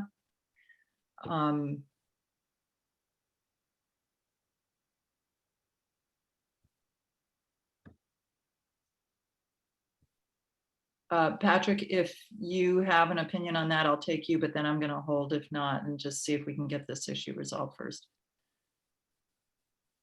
Karen. I guess I would say, Mark and Tom, if you could work with Amanda, Commissioner Beal on this. It just seems a bit outside our purview here to know what the carbon practices are on farmland. And so I'm feeling very unable to help you. I don't know if I'm even grasping the question correctly, but I think we've done a really good job, and you have with the forest side of the equation, and we have a good sense of the management practices on forest land, but I'd be guessing at what they are for farmland. I think, maybe there's a way to pivot to one of the other task force or just have some reference to the need for that to be developed. Okay, why don't we go that route, that there be an email exchange between Tom and Amanda, Tom, Doak, Mark, and Amanda, ideally Monday or Tuesday. Patrick, if your issue is still on ecological reserves, if I could ask that let me take your comment and then see if we can wrap this up. Yes, it's still on reserves. We're rewriting the program. If people are required to do a conservation easement, they have other tax options as well. So I'm just flagging it as a major concern and put it in the process and sure. Go. Okay, thank you. All right, so as to the question that I raised earlier around this issue of how we get feedback, suggestions on how to move forward, we can have the next iteration of this. You'll see it in 2 weeks. Then I'll incorporate your changes from that meeting, and there could conceivably be a document that could go out to MMA and state assessors. The timing of that, I just don't have confidence around being able to get substantial feedback in a 3-week period. So I would just note that one of the things we did hear from Kate DeFore was that 3 weeks was about what she thought it would take to get feedback. So Okay. I would say that perhaps if we partner with her, it's reasonable to think that that feedback could come in the same window as the public feedback comes. And it may require careful attention, but of course the public feedback deserves that as well. Of course. Great. Okay. Well, then what I might suggest, Mark and Tom, is that you reach out to her and the other individual from the other organizations. I'm getting the two confused right now, but to just make them aware of the likely timeline so that things could be queued up as much as possible in advance. All right, I think we're going to move on. Thank you so much. Really helpful feedback. And we have Logan. Nice to meet you.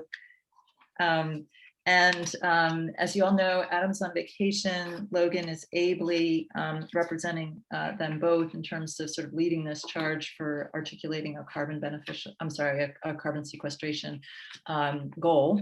And if you could all turn to pages 20, well, it's really through the very end of the document, but I'd start with the paragraph on the bottom of page 20 as being a summary.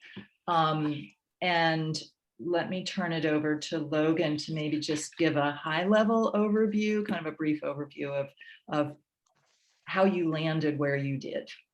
Yeah, thank you. Yeah, let me present kind of our findings on those pages, and then hopefully it'll kind of inform the discussion based on where you all think the target and how it should be worded, and what we should kind of come to on that.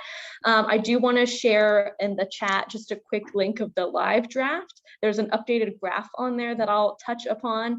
Also, I wanted to kind of note that if you could make sure you're viewing the agenda in PDF format and not on Google Docs or some sort of other online document viewer, make sure it's in a PDF format. That way you can kind of see the charts and things as we go along.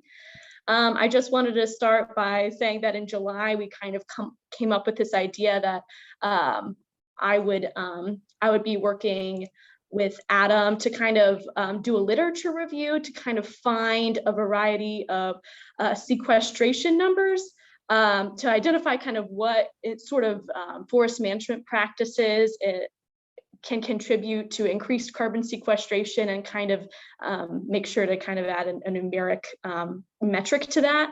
And then the other one was to kind of understand how we can use this information to inform forest growth dynamics, and how it can kind of contribute to that objective I. And so very quickly, on page 25, we have the list of all of the 15 recommended practices, and we were able to group it into 5 categories. I grouped it into 5 overarching categories based on similar benefits of the forest carbon practices, as well as just it's kind of a grouping that would make sense, right? So a lot of the thinnings and silvicultural prescriptions are associated with intermediate treatments, those with like partial harvesting and making sure certified contractors are doing the logging on the site, that's in sustainable harvesting and things like that. So you can see in that table 1 here, we've got the first column is the annual forest carbon sequestration in ton of carbon dioxide per acre per year. So we were able to streamline all of those numbers on a per acre per year basis. So that's also why they're pretty small. Also on the page above, we kind of got the range of all of the sequestration numbers. So they're between about 0.25 and 0.75 tons per acre per year. We also looked at the NRCS cost share funding for each practice. Some of them are not applicable. There's NA for like extended rotations and things like that. But you can also see what NRCS scenario we had matched it to. And we converted it so it would demonstrate the full cost of implementing that on a per acre basis. We also got an annualized cost figure. And then actually the second column is that break even carbon price. And that's kind of defined as the value on a ton of CO2 that the mean landowner would need to be paid to kind of make up the difference between what they would implement otherwise, their baseline practice, and then this recommended practice. So it's not a true cost of implementation, it's kind of that economical opportunity cost. That is kind of how we came up with that table. And then in order to kind of frame it towards thinking about this objective, if you go to page 27 on table 2, you can see the aggregate impacts of the recommended practices across the 5 subgroups. And then those 5 subgroups are further explained in the paragraphs below. So if you have questions about, well, why did you group commercial thinning and pre-commercial thinning together? Well, that's kind of easy, but that's explained there as well. And we also have the max acres per year. We've also got our references down so you can see why we chose 515 5,150 acres per year, based off of a study that Adam has used for the NCS studies that he's conducted for Maine. And then the 6.9 million acres per year was the number of acres of landowners between 10 and 10,000. So that small landowner category. And that was kind of agreed upon by Jeremy, Frank from the Maine Forest Service, and Adam, as well as I think some other conversations that happened. And so we just kind of chose that as the agreed upon number, just to kind of conduct this analysis. And then we kind of averaged the cost and mean sequestration by of each of the individual practices into these groups. So you can see they're pretty comparable. Establishing forest reserves has the highest annual mean annual sequestration, but in no means is enhanced forest resiliency or sustainable harvesting sort of dismal. They're pretty significant numbers as well. And I think the reason you had recommended such a broad suite of practices was because of the different forest compositions people are working through across the state and the different cost barriers to implementing these practices. So I think that hopefully this table provides sort of a synthesis of those 15 practices. And then if you follow down to page 29, or if you did click on the live link of the Google Doc, the kind of live draft, you'll see that on about page 10, it's called the Maine Forest Carbon Sequestration Potential by Small Landowner Participation Rate. So what we did is we just kind of looked at the range of mitigation potential by that ton of carbon per acre per year basis, and looked at it across 0 to 100% of the 6.9 million acres of possible land. So it isn't by a percentage of small landowners, but it's percentage of that 6.9 million acres. And you can see that each of the 5 practice categories kind of occupies a chunk of that, because we know that not 30% of the land is going to be put into reserves. We know it's going to be a small fraction of the practices that are implemented based on kind of the confines of implementing that. But we did put the middle 3. So I think it was harvesting, resiliency, and intermediate. We weighted those the same. You could change the weight of that. So you could kind of say, like, actually, from the wood landowner survey, we've identified that more landowners would be willing to incorporate sustainable harvesting practices rather than intermediate treatments, and we could change that so that would occupy more of the share of the participation, if that makes sense. And so you can kind of see across participation rate, as more people are involved, the higher the mitigation potential.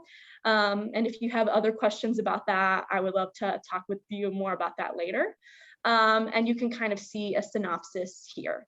And then the last thing was just we included an appendix of the 2004 Maine Climate Action Plan to just kind of see what practices they recommended, and then how it compared to the list of practices you had recommended, as well as their kind of cost above the baseline per ton of CO2. Now, it is hard. I don't understand the kind of the methodology that went into that, because those documents are no longer on the internet, but I just thought it would be helpful to kind of frame an understanding and the discussion for that there. And we also included our references, and that's also in every table. We've included where we got this information from, so you can follow that. We didn't just make this up. There's about a dozen studies in the Northeast that we looked at. And yeah, that's kind of what I have. Awesome. Thank you so much, Logan. A ton of work and very logically laid out. And I think where this group needs to arrive at is, based on this work, how do you come up with an actual acreage figure goal?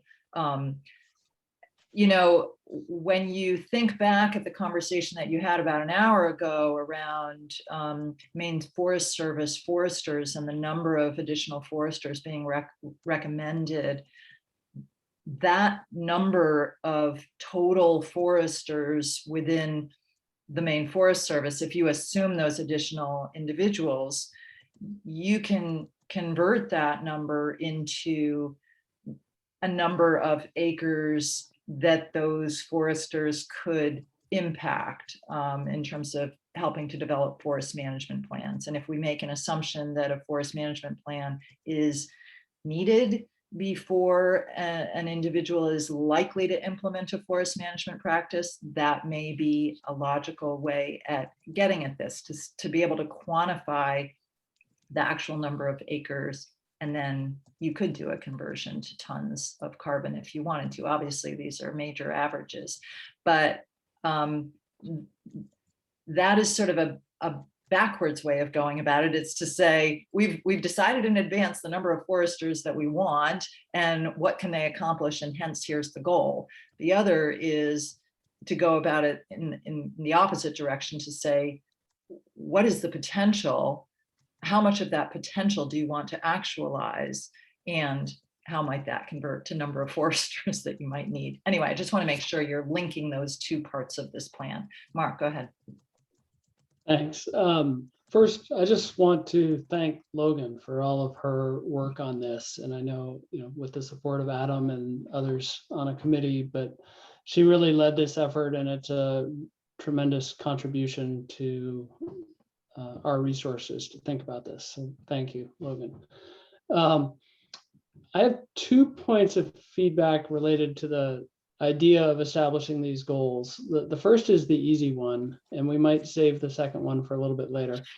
But the easy one is that I would suggest we, in the text here, not lead with a percentage of participation, but rather lead with the actual acreage goal for this participation target.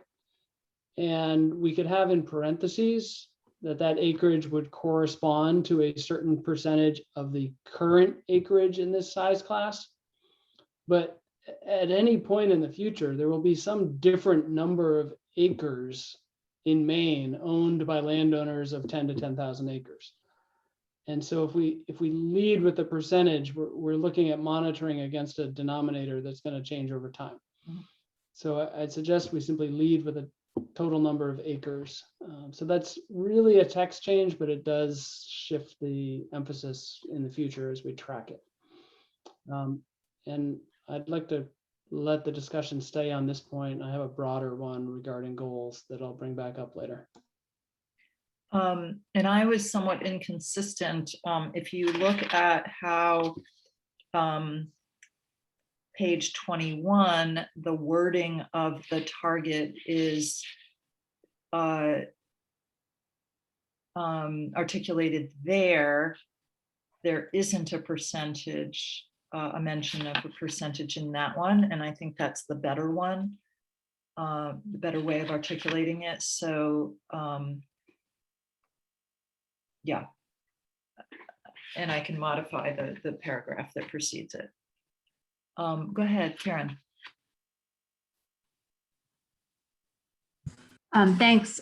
First of all, Mark, I think based on my understanding of what you were suggesting, I agree. Especially because the number of owners themselves may change, over time. And so focusing on acres, which are in fact acres in the state, which aren't likely to change, seems wise. I'm just going to raise a point because Jody, you told us to speak now or forever hold our peace. In terms of the conversion goal, I have not really seen any reference to conservation easements, to forest conservation easements, which are strongly recommended in the Maine Won't Wait plan. And are a very, very tangible and powerful way to avoid forest conversion. And also go with the goal of conserving 30% of Maine by 2030. And so it's odd to me that we're not recognizing them in the avoided forest conversion category, and the costs of them could be generally computed. Those are in fact a very, as I said, to be redundant, very powerful, effective, long-standing way to avoid conversion. So I just want to recognize that and see why we're not mentioning them. Mm-hmm. And that's nothing against the report here, which is incredibly well done, Logan. Thank you, and all that worked on it. Let me just let Logan, if you want, to respond to either one of those points to see if there was conversation about it that you and Adam or the subgroup had about either of those. The issue of the percentage, I think there's agreement that it's probably better to describe it differently, not based on percentage, but that point, and then this conservation easement issue. Yeah, I will say that, yeah, I don't quite have like any thoughts or opinions on it. I kind of was just working with the data that we have available. And I know that there's a good argument behind why doing it by landowner class size structure is really complicated because of the fluctuation that those numbers have year to year, and also just the wide range that of data that we've collected that says these are the landowners in this acreage category. So I think that makes sense with kind of maybe more of how it's structured on page 21, that goal. Also, I would say to the other question about avoided forest land loss, so avoided conversion. So that was I structured the definition of avoided conversion by some of the supplemental materials and other recommendations and PDFs and things like that were throughout the task force documents from February to July. And so some of those I based off of the wording and descriptions from, I want to say it was like there's a northeastern forest survey that has a list of recommended practices. So if you're more curious to see like what does that entail, that I mean I can send you an Excel document that Adam has shared with the group based on how we kind of got that literature. But yeah, yeah. And really, Logan, my question is to the group about where does that type of technique fit in our work? Because it is a very tangible, discrete, cost-effective way to avoid conversion. So it wasn't directly related to exactly this appendix in this work, but like where are we going to put that? I'm conscious of the time, and ultimately this group, I believe, is going to need to arrive at what that acreage figure is, needs to put a stake in the ground around what you think is the right goal to have. So I'm looking for perspectives on that based on this data that Logan's produced.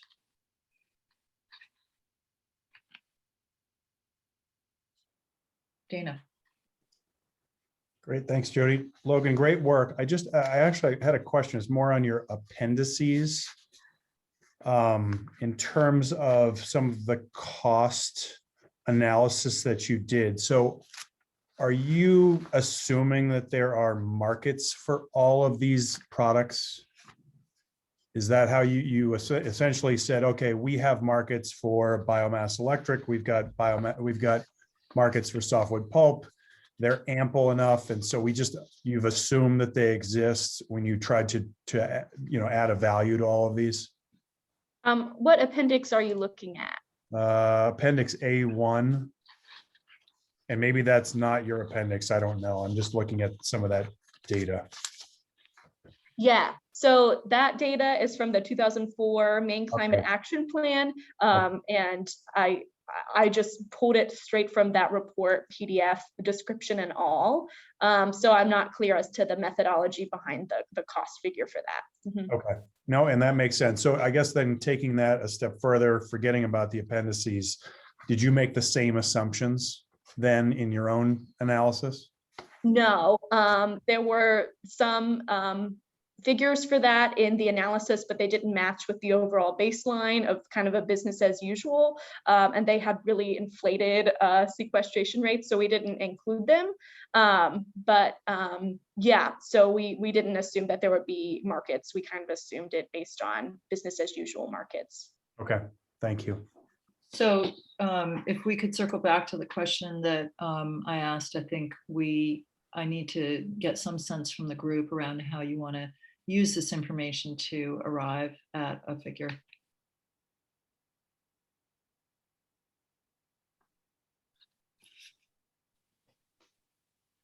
Obviously, it's a challenge. The subgroup is having a call again on Monday. And maybe if this larger group isn't comfortable crunching the numbers during this call, we could ask the subgroup to make a stab at it.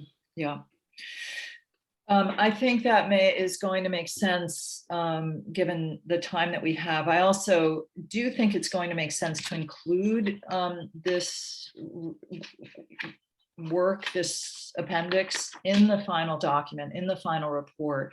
I do have a question as to whether it might make sense to take out Appendix A1 and not include it as part of the report. So why don't you consider that on Monday?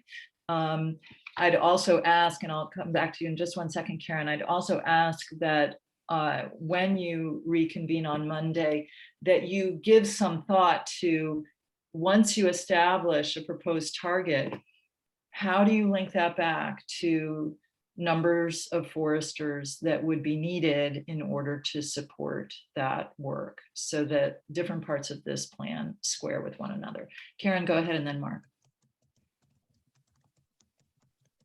That was going to be my point, but I think it was to suggest that even though you kind of gave us two ways to go on that, Jody, I would prefer to have there be internal logic to the goal that is based on either, you know, the program concept and the whole kit and caboodle here, and then work back to what is needed to support that, rather than do it the other way. Understood. Thank you, Mark. So this is the point I wanted to raise that I think is more challenging, because I'm suggesting an addition that is not meant to replace what this subgroup has recommended, but really to complement it. And I know we've had some prior discussion about whether this task in the executive order should be interpreted broadly or narrowly.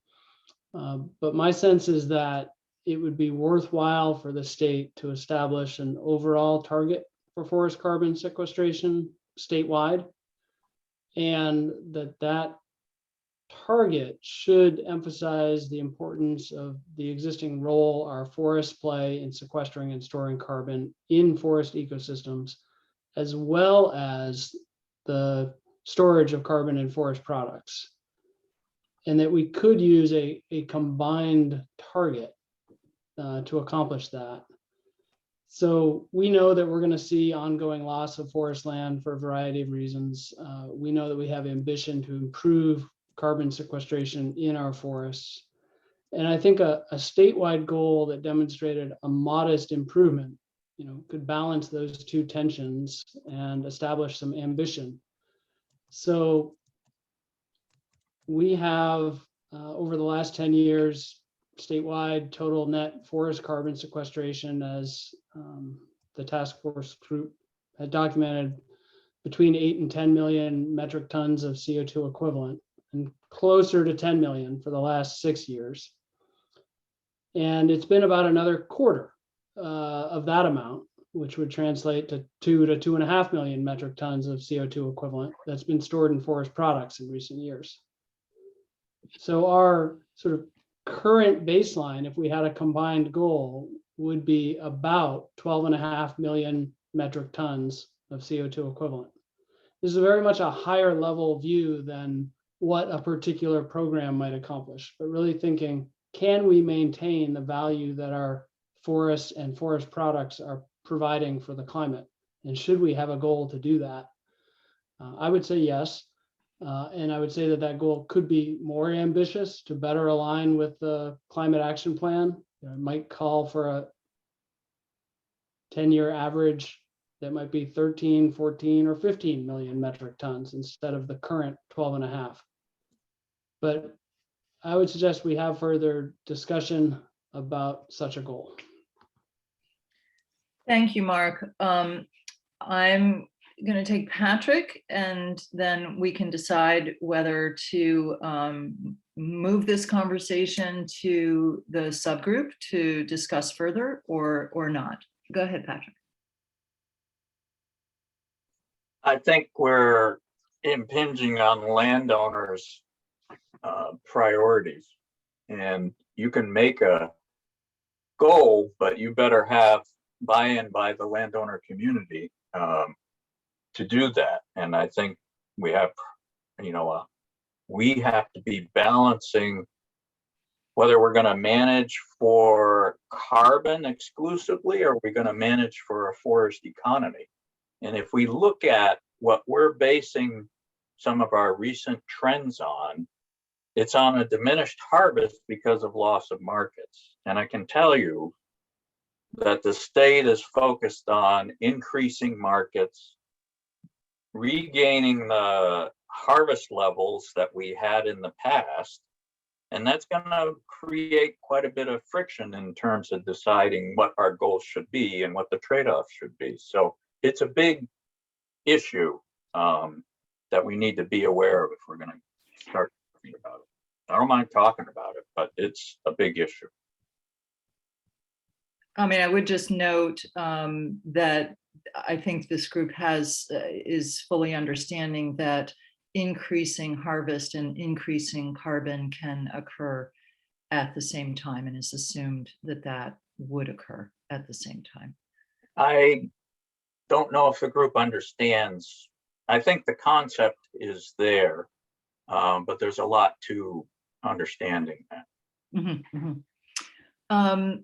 Any other perspectives from the rest of the group on Mark's point? And then I think we're going to take a break and pick up the articulation of carbon beneficial forest practices after the break. I am gonna, let me just ask, I'll take you in just 1 second, Tom. Let me just ask Logan, do you have time in your schedule to stay on the line for the next conversation? That would be great, because I think that to the extent that this group decides to change the wording of any of the forest practices, we need to make sure that that squares with your work as well. And if we're running into problems around that, we need to hear from you about that. Okay, thanks. Tom. Thanks, Jody. So just so I'm clear here, on page 21, second to last arrow, or second to last bullet, there's a draft recommendation for the task force of enrolling 50% of the 6.9 million acres under this 10 to 10,000 acre cohort by 2040. And that would add somewhere in the neighborhood of 2 million metric tons. Is that correct? It is an annual figure. So the graph Annual, that yeah. you're looking at is annual. Yeah. Jody, I'm just going to jump in. That's a for example, Tom. That's not a group decision to put that recommendation forward. That was to show the form of what a recommendation might look like. Yeah. Yeah, no, exactly. I understand. I just want to make sure that, so that's just for people to kind of begin getting their heads around. Yep. Yeah, precisely. And in fact, I pulled that forward initially into the number at page 20, and then spoke with Adam about it, and he made the exact same point that this is, it's a hypothetical, and the subgroup hadn't discussed a specific number. Yeah. Okay. So I think we're going to punt this conversation to Monday. Tom Gordon will be on the line. I won't, I think Adam is host of that meeting, and Tom Gordon, if you could make sure that that meeting is recorded, just so that we can get the details on that. But let's take a break. It's 11:01. We'll come back at 11, 5 minutes, since we're tracking behind, and we'll pick back up with how we're describing the forest practices. Okay, thank you. Great, thank you. Pages 3 and 4 of your packet were an attempt to pull out of the revised report and show you first what verbatim is in the report, and it's what you have seen in the past. I tried to sort of give a sequencing of events that the utilized timber harvesting contractors that are audited to a third-party performance standard was added in at a somewhat later date. That then got added to the list at the top of page 3, and that's what's embedded in the report that Logan just described. I received a lot of feedback between the last meeting and this one about both how the wording could be clearer. Different ones of you wanted the emphasis to move in one direction or another, and I had to ignore a number of suggestions because I felt like they diverted too much from what you had spoken about as a group, or that, you know, two perspectives were just heading in opposite directions, and I couldn't figure out how to square them, so I ignored them both. What you have on page 4 then is trying to use the 5 major categories that Logan just described, but reword the practices and in some ways combine them. So just want to open it up for reaction, things that you think may be missing from this rework, and yeah, just get your thoughts. Is this better? Is this or not?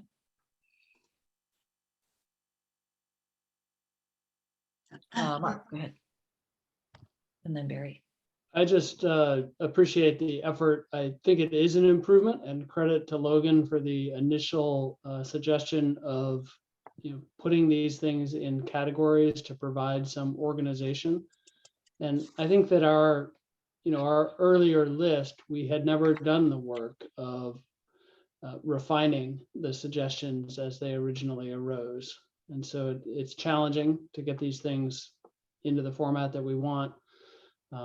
I think we've taken a really good step forward with this proposal. Great, thank you. Karen, did I see your hand up? Oh, Barry, sorry. Yeah. Sorry. I agree that it's good to try and kind of categorize these, and I guess one phrase I'd like to see in there somehow is improved forest management, because what we're talking about is an improvement on the status quo, and I'm not really sure if we should incorporate that in one of the other titles or how that should work, but I'd like to see that in there somehow. And then also a small kind of a wordsmithing thing, but could be important, is it's now under the category sustainable harvesting, pre-commercially thin seedlings. I would suggest taking out the word seedlings, because we thin saplings and small poles, but I don't know of any landowner of any size that actually thins seedlings. So I just would not want to set up the expectation that we would be doing such a thing. Yeah. Great. Thanks. Yeah. Karen, go ahead. Yeah, a couple thoughts, question, I guess. Well, first of all, apropos to my question before about somehow mentioning conservation easements as a avoided forest conversion concept somewhere, given all the attention it got in the Maine Won't Wait, it seems a little odd that it's not mentioned here as a carbon strategy under avoided forest conversion. So I was trying to go back and forth between the original list and the categorization on the revised. And so I may have not completely cross-checked but I don't see extend harvest cycles or harvest rotations. Maybe it's in here, but I kind of was wondering why that got dropped. And also increased stocking and understock stands. I'm not seeing that here. And so, you know, I think we're all in agreement regarding the overall umbrella of maintaining or increasing harvesting. And And I guess acknowledging that, it would seem still that we should be strategies, and maybe they're here and I just don't see them, but it was hard for me to go back and forth between them. So I guess I'd like to ensure that those strategies continue to be on the list. So one of the, and let me try to word this, let me try to explain this as best I can, and then see if others can jump in, particularly those who contributed ideas on how to modify these, that there was pushback, I think, on the idea of extended harvest cycles in and of themselves, resulting in greater carbon capture, that it I'll just add that the original ones actually said that are more likely to be used in long live wood products. So it was already with that. And the whole thing doesn't seem to be in here. Okay, thank you. Patrick, go ahead. Yeah, on that particular topic, I was trying to find the balance between we want to accelerate growth on young stands and as well as extend rotation ages as strategies. So in conjunction, those two things need to be mentioned maybe somehow. But I thought this was a better grouping and it was moving in the right direction. So I applaud the work you did trying to do that. And there are a few like exotic insects. There's some endemic insects that we need to deal with, and thinning seedlings. We actually do some herbicide work to do release of seedlings. So maybe there's some wordsmithing there to make sure we don't lose that idea. But overall, I thought we were moving in the right direction with this kind of regrouping. Well, then why don't I ask, in the interest of gaining some time here, that if any of you have specific wording changes, including the ones that you've mentioned on the line right now, that you could send me by Tuesday, that would be great. I think the most important piece that we need to know before we move on is a perspective from you, Logan. When you look at this revised list, do you see, I still would like to have the appendix wording align with the wording that we arrive at in this group, and I understand these are being modified at the same time, and you have a life to live and an internship to finish. So, but do you see problems with being able to incorporate these changes into your document, and would it substantively change the figures behind what you did? Because the figures are such approximations and some of them have different constraints, but we have a lot of them to kind of come across with one category, I don't think it would be a problem numerically. I will say the list of 15 practices on the report that I had, I pulled word for word from the 15, and I think I only added words to add clarity. I don't think I pulled out any words. I will also just say that making sure that we're clarifying the difference between the list of 15 and the bullets on page 3, and then those that you revised and added on page 4. Page 4, there are some categories missing that are in the report, which might be fine, but also intermediate treatments and sustainable harvesting, those bullets underneath those headings need to be flip-flopped. That's all. Okay. All right, so what I just to clarify, essentially what I'm suggesting is that in your report, the wording from those first 15, you scrap that wording and that it be replaced with whatever we end up with as the new wording, which would be some modification of what's on page 4. And, okay. Yeah. and that I will take comments from the rest of the group until next Tuesday. I can revise this and get you a revised version by the middle of next week. you know, one that I think this group would largely support. Anyway, that's as close as I think we can get before you need to move on to other things.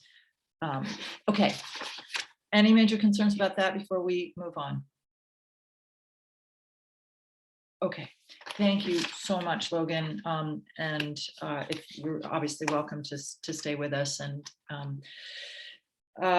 so my thought had been that this chunk of time until 11:40, 11:45, no, sorry, yeah, till 11:45, where we basically go through the other sections of the final report that you really haven't spoken about yet, just to see if there are any kind of major problems with wording, issues that you think I got wrong, or if it's just minor wordsmithing, don't cover it today. Just send me an email with some suggested changes. But what I'd like to do is have you turn to page 7, and why don't we take page 7 and 8 sort of together, and you can just let me know if you had made notes to yourself about anything on those pages.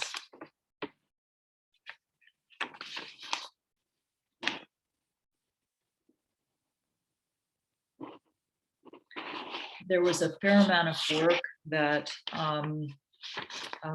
Adam did, I suspect with Dawn's support as well.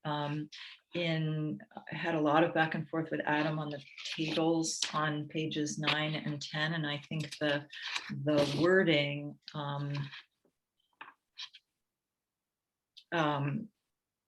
on page 1 tries to reflect accurately what it is in those 2 tables now. So I think there's consistency where in the past some folks continue to have concerns about whether the data was accurate.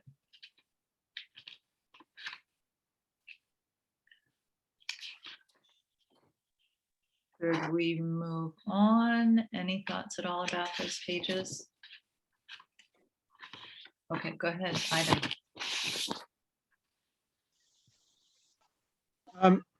Maybe it's just me, but on the page, well, the first page, on page 7, in the middle paragraph, it says these directives describe the actions the task force shall take to develop a voluntary, et cetera, et cetera. Are all these actions that the task force will take, or that the task force is recommending some other entity would take? Just a question of wording. And then on the next page, the first 2 paragraphs open up being clear that they're talking about, or we're talking about 10 to 10,000 acres, but then language says 10 acres or more in the second line of the second paragraph, then 50 acres or more. And I'm wondering if we need to be clear that we're not talking about 50 acres or more, but we're talking about 50 acres or more within the 10 to 10,000 acre category. So there's no confusion. Great, thank you. Thanks. Patrick, go ahead. No, well, just table 1, it still confuses me a little bit. There just needs to be some wordsmithing on that title, I think, to understand what that is, but that may be my own problem, but I just flagged that a little bit. So if you want to send me any suggestion on what you think would be better, definitely would welcome that. Okay. All right. Dana. Just quickly, Jody. So I probably should have said it when we were talking about pages 1 and 2, but I think it applies to 7. And maybe this will be, Do you mean 3 and 4? Yes, 3 and 4, sorry. Yep. Anyway, and maybe this is counterintuitive and not in agreement with the executive order, but I've always been perplexed that our goal is to maintain forest land, and I'd really like to see us not only maintain but grow the amount of forest land we have in the state. and maybe it's semantics and folks can disagree with me, but I think we should be promoting more than just maintenance and not just trying to reduce conversion. I think we should be trying to grow the amount of forest land that we have in the state. And so that's just, again, my perspective, that it should be a dual perspective rather than a singular. Where are you referring to? I'm sorry, what page? So if I'm on page 7, Okay. and you look at the first bullet, it says maintaining existing forest land is fundamentally important. I would advocate that not only maintaining, but expanding forest land. And that could go to pages 3 and 4 as well. That's just my perspective. Thank you.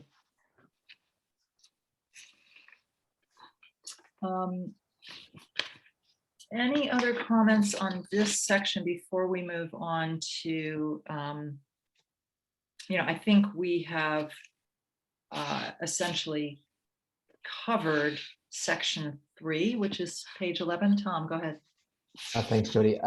Thinking about Karen's comment from before the break around conservation funding or conservation easements, and where that might fit in here in terms of preventing conversion.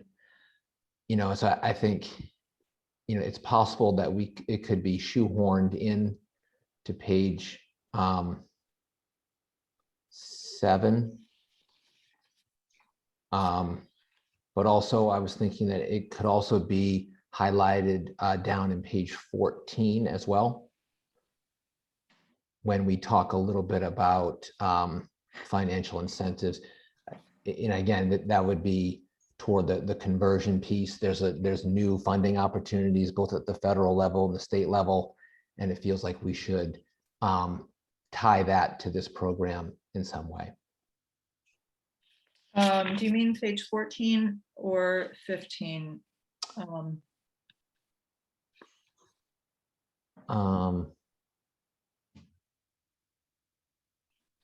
Yeah, I mean, bottom of 14 into 15. Okay.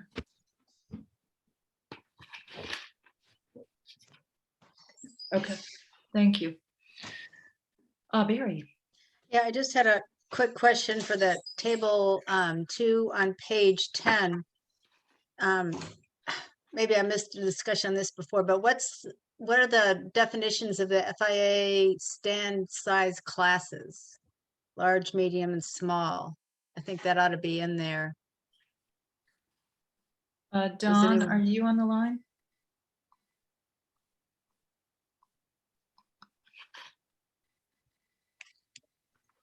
Yes, we provided those earlier in this process. I mean, if it's in there, it ought to be in the report too. Yeah. For people like me that don't remember.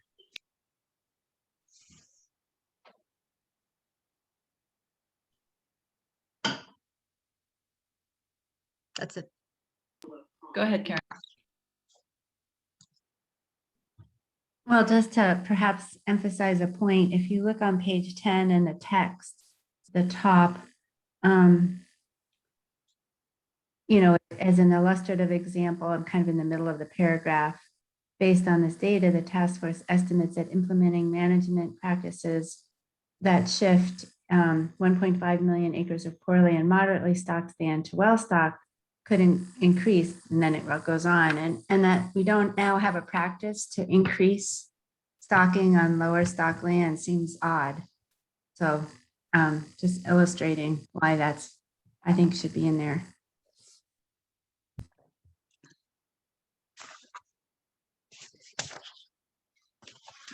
Great.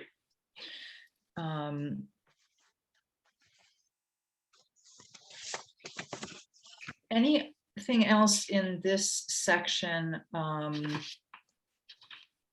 We were essentially in section 1 up until page 10.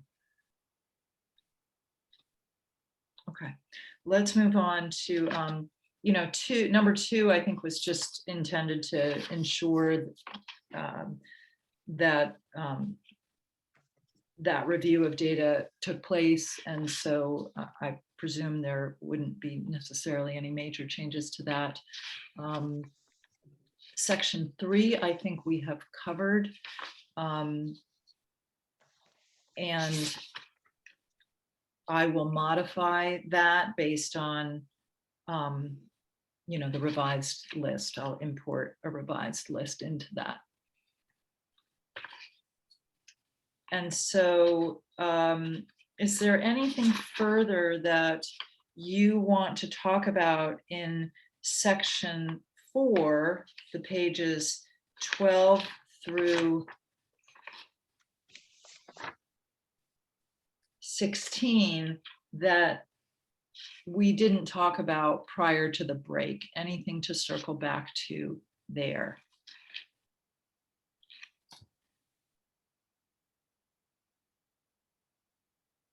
All right, then I think the two areas that are kind of obvious that I was struggling with was section 5, and that's at the bottom of page 16. And this is, and Dana, if you have, other suggestions here, why don't I take you first on this?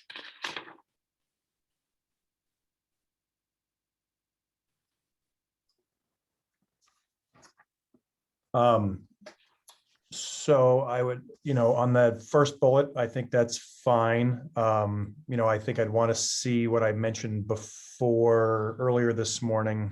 I think it was in our first discussion about the marketing component out to landowners, et cetera, on the benefits, as part of that forest carbon specialist or as part of the work that the Maine Forest Service is doing, so that it's not implicit that it's just going to happen through additional staff. I think there needs to be a concerted effort for marketing. And that's out to all of the benefits of management for carbon, but also harvesting and the benefits of using third-party certified contractors, et cetera. So I think that needs to be in that section. I'm going to send you additional language on the direct link loan program. Mm-hmm. And make sure that is in there. And then you have a section 4F, that was an idea. The state of New York has a very successful program that provides actually direct cash payments for contractors to use specific techniques, bridge crossings, et cetera. So I'll send you some further language on that as well. Okay, thank you. Anybody else have comments on that section? Go ahead, Barry. Yeah, just quickly, I think Dana might have already said this, but to specifically mention the utilization and marketing forester position under this bullet item. Yeah, exactly. Yeah. Okay. All right. Then I think the other major area, I'm going to, if you're comfortable, skip over section 6, since we covered that pretty extensively this morning.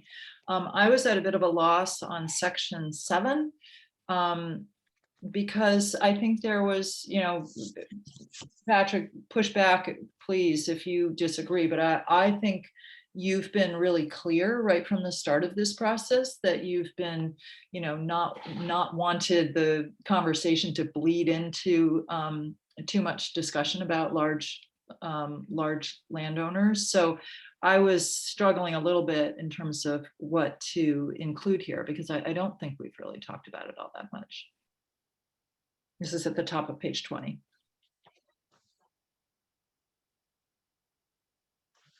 And I don't mean to put you on the spot, Patrick, if other people have ideas as well.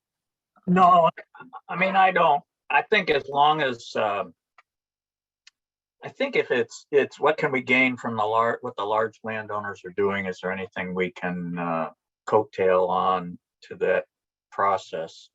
I think those are fine. So don't operate in a vacuum from what the large landowners are doing. But I think I'm always protecting against imposing our wishes on the large landowner community, because they're private landowners and they have their ideas. So I don't, if you want language that says explore opportunities. They're going to be the leaders in carbon, I think, because they have the staffing to really take a look at that, and they're our specialists. So it'd be silly to ignore what they're doing and what we might learn from them. If that's the sense of what you want, I think that would be great. I want what the group wants. And so I just need to get a sense of what you all want. Barry. Well, there is the group, the Forest Carbon for Commercial Landowners, that's already working on this. And it seems like just at least mentioning that this is a related effort that's going on, I think would be, I think it'd be good to include some connection with that in this report. I know that everything is still a work in progress, but there is work going on in this area. And I certainly think we're all in the same state. We shouldn't be doing it exclusive of each other. Sure. That makes sense. Yeah. Okay. That sounds good. Any other? And Jody, I could see that the Forest Service carbon specialist too would be engaged with landowners of all sizes. I mean, there would be a priority on the cohort that we're talking about, but it wouldn't make sense if that person didn't talk to and meet with others that are outside of that group that are engaged in these kinds of programs. Okay. Yeah, that makes sense. Okay. Well, let me recraft that. Then section 8, did this feel like a fair encapsulation of where that regional process is at right at this point? Obviously, it's very early stage.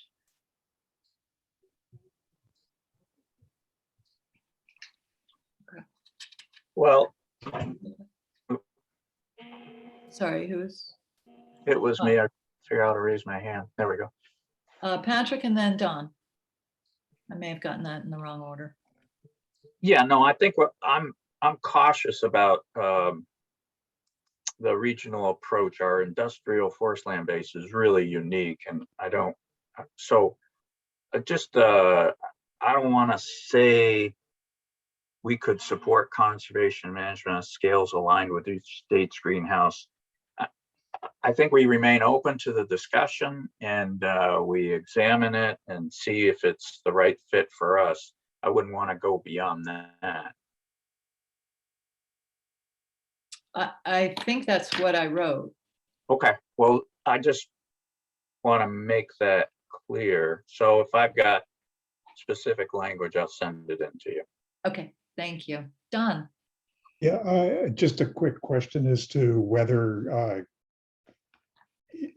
involvement with Reggie and expanding the scope of what Reggie manages is in order here. Sorry, are you advocating that or your question? Yes, I'm asking the question. Because it's an existing framework for managing emissions from the power sector. And, is there any opportunity for discussion of expanding the scope of what Reggie caps in terms of emissions? Are there other sectors that could be added?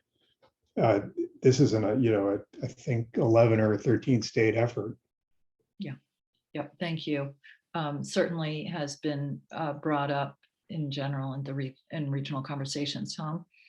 Yeah, no, I'm just going to say that, Jody. That's a good point, Dawn. And in those regional conversations, like Jody said, it's been brought up as a potential model, as well as is there an opportunity to broaden that out as well? Okay. Awesome, Karen. I guess I just like to see this language, and I think it generally does now, be open to good ideas that might be regional. Just as we're going to be monitoring and keeping our finger on the pulse of programs that are suitable for this size class of landowners, I think that it really behooves us to be very alert to opportunities that might coalesce around regional initiatives that suit Maine. And I think the language here is generally well drafted. I see it as broad enough to include a possible Reggie expansion. But I would just tilt toward being alert and paying attention and seeing what might emerge that would benefit Maine in alignment with the overall goals of our task force. Thank you. Okay, we are, go ahead, Patrick. Yeah, I'm sorry. I just wanted to explain myself a little bit. The reason the industrial forest is perceived by the Northeast as a real opportunity is because we cut closer to our growth rate in that region, so that there's greater potential if you want to increase stocking on that land. But there's reasons why that region of Maine manages more intensively to supply the wood basket for the rest of the state. So that's why I guard against homogenizing us against the region, because everybody will look to that northern region as having the greatest potential to increase stocking. That's my thinking there. Yep. Okay, thank you. All right, I'm going to suggest that we check in. I check in with the public, see if folks who would like to make a public comment at this point. Just also remind you that there will be another iteration coming out in the next 2 weeks, and then an iteration after that, which will be distributed broadly for a 3-week public comment period on that draft. But if you could just raise the raise hand button if you're interested in offering anything up at this time. Major concerns, enthusiasm, anything at all might be helpful for this group to hear from. Okay. Well, we will learn at some point. Oh, there's somebody. Who is this? Jonathan Shears, go right ahead. Do we have to? Okay, go ahead. Thank you. Thank you guys for letting me sit in here, and want to applaud all the awesome work here, especially Logan's. I work for the Family Forest Carbon Program. We had to throw a lot of money at a consultant to get the numbers you did. So congratulations on turning that around as quick as you did. The one thing I'll say, again, to applaud you guys on, and sorry I'm on a busy street right now, is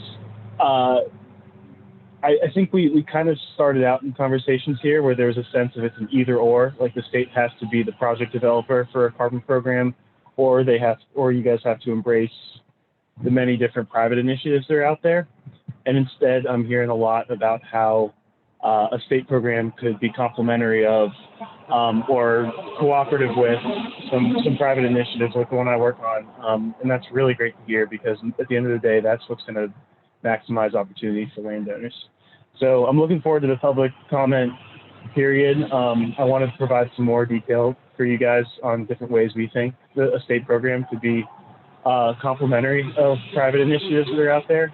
Some of the enabling conditions that can be set up through administration and policy, but yeah, more to come. I just wanted to thank you all for all the hard work and the general direction that things are going in. It's really great. Great, thank you. And anyone else? Okay. All right, so last thoughts around any specifics in this report before we talk about next steps.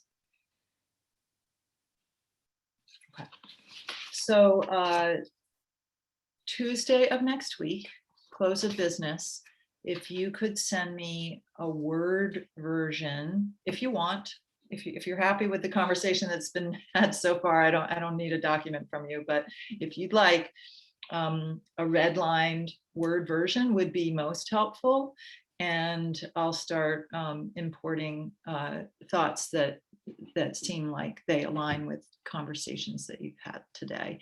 I'll just take you in just a second, both Karen and Dana. I want to just flag August 20th and October 8th as your final 2 meetings.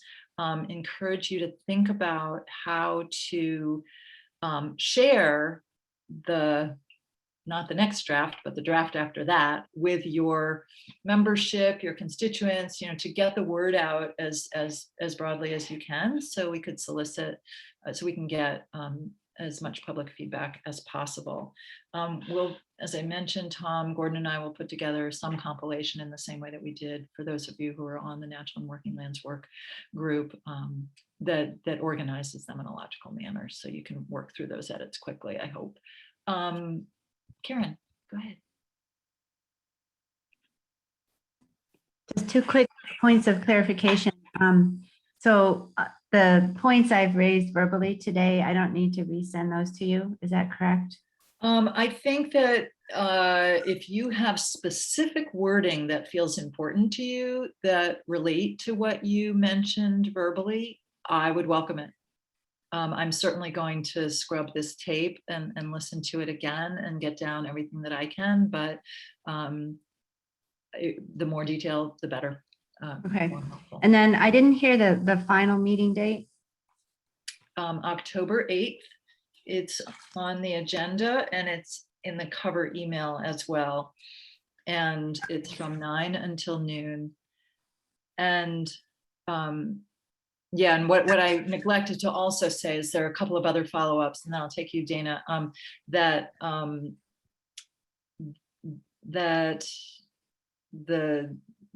Mark and I think each of the subgroups has a piece of work to do in the next couple of days as well. And if you could be sending me revised documents from your subgroup work by that same timeline as well, that would be helpful. So something on open space. I know I need to go back and forth with Logan on this forest practices piece, but any modifications to that work, obviously the figure itself that you arrive at as a subgroup on the goal. And what's the other subgroup that I'm forgetting? Anyway, I'm not sure. Dana. I think it was open space, Jody. Okay, yeah. Could you send us a Word version of what you want edits on? Sure. We have the PDF and I can convert it, but it will tend to get wonky, especially with tables, etc. So if you could just send that to us. Sure, thank you really so helpful. much I forgot about that. Yeah, that's great.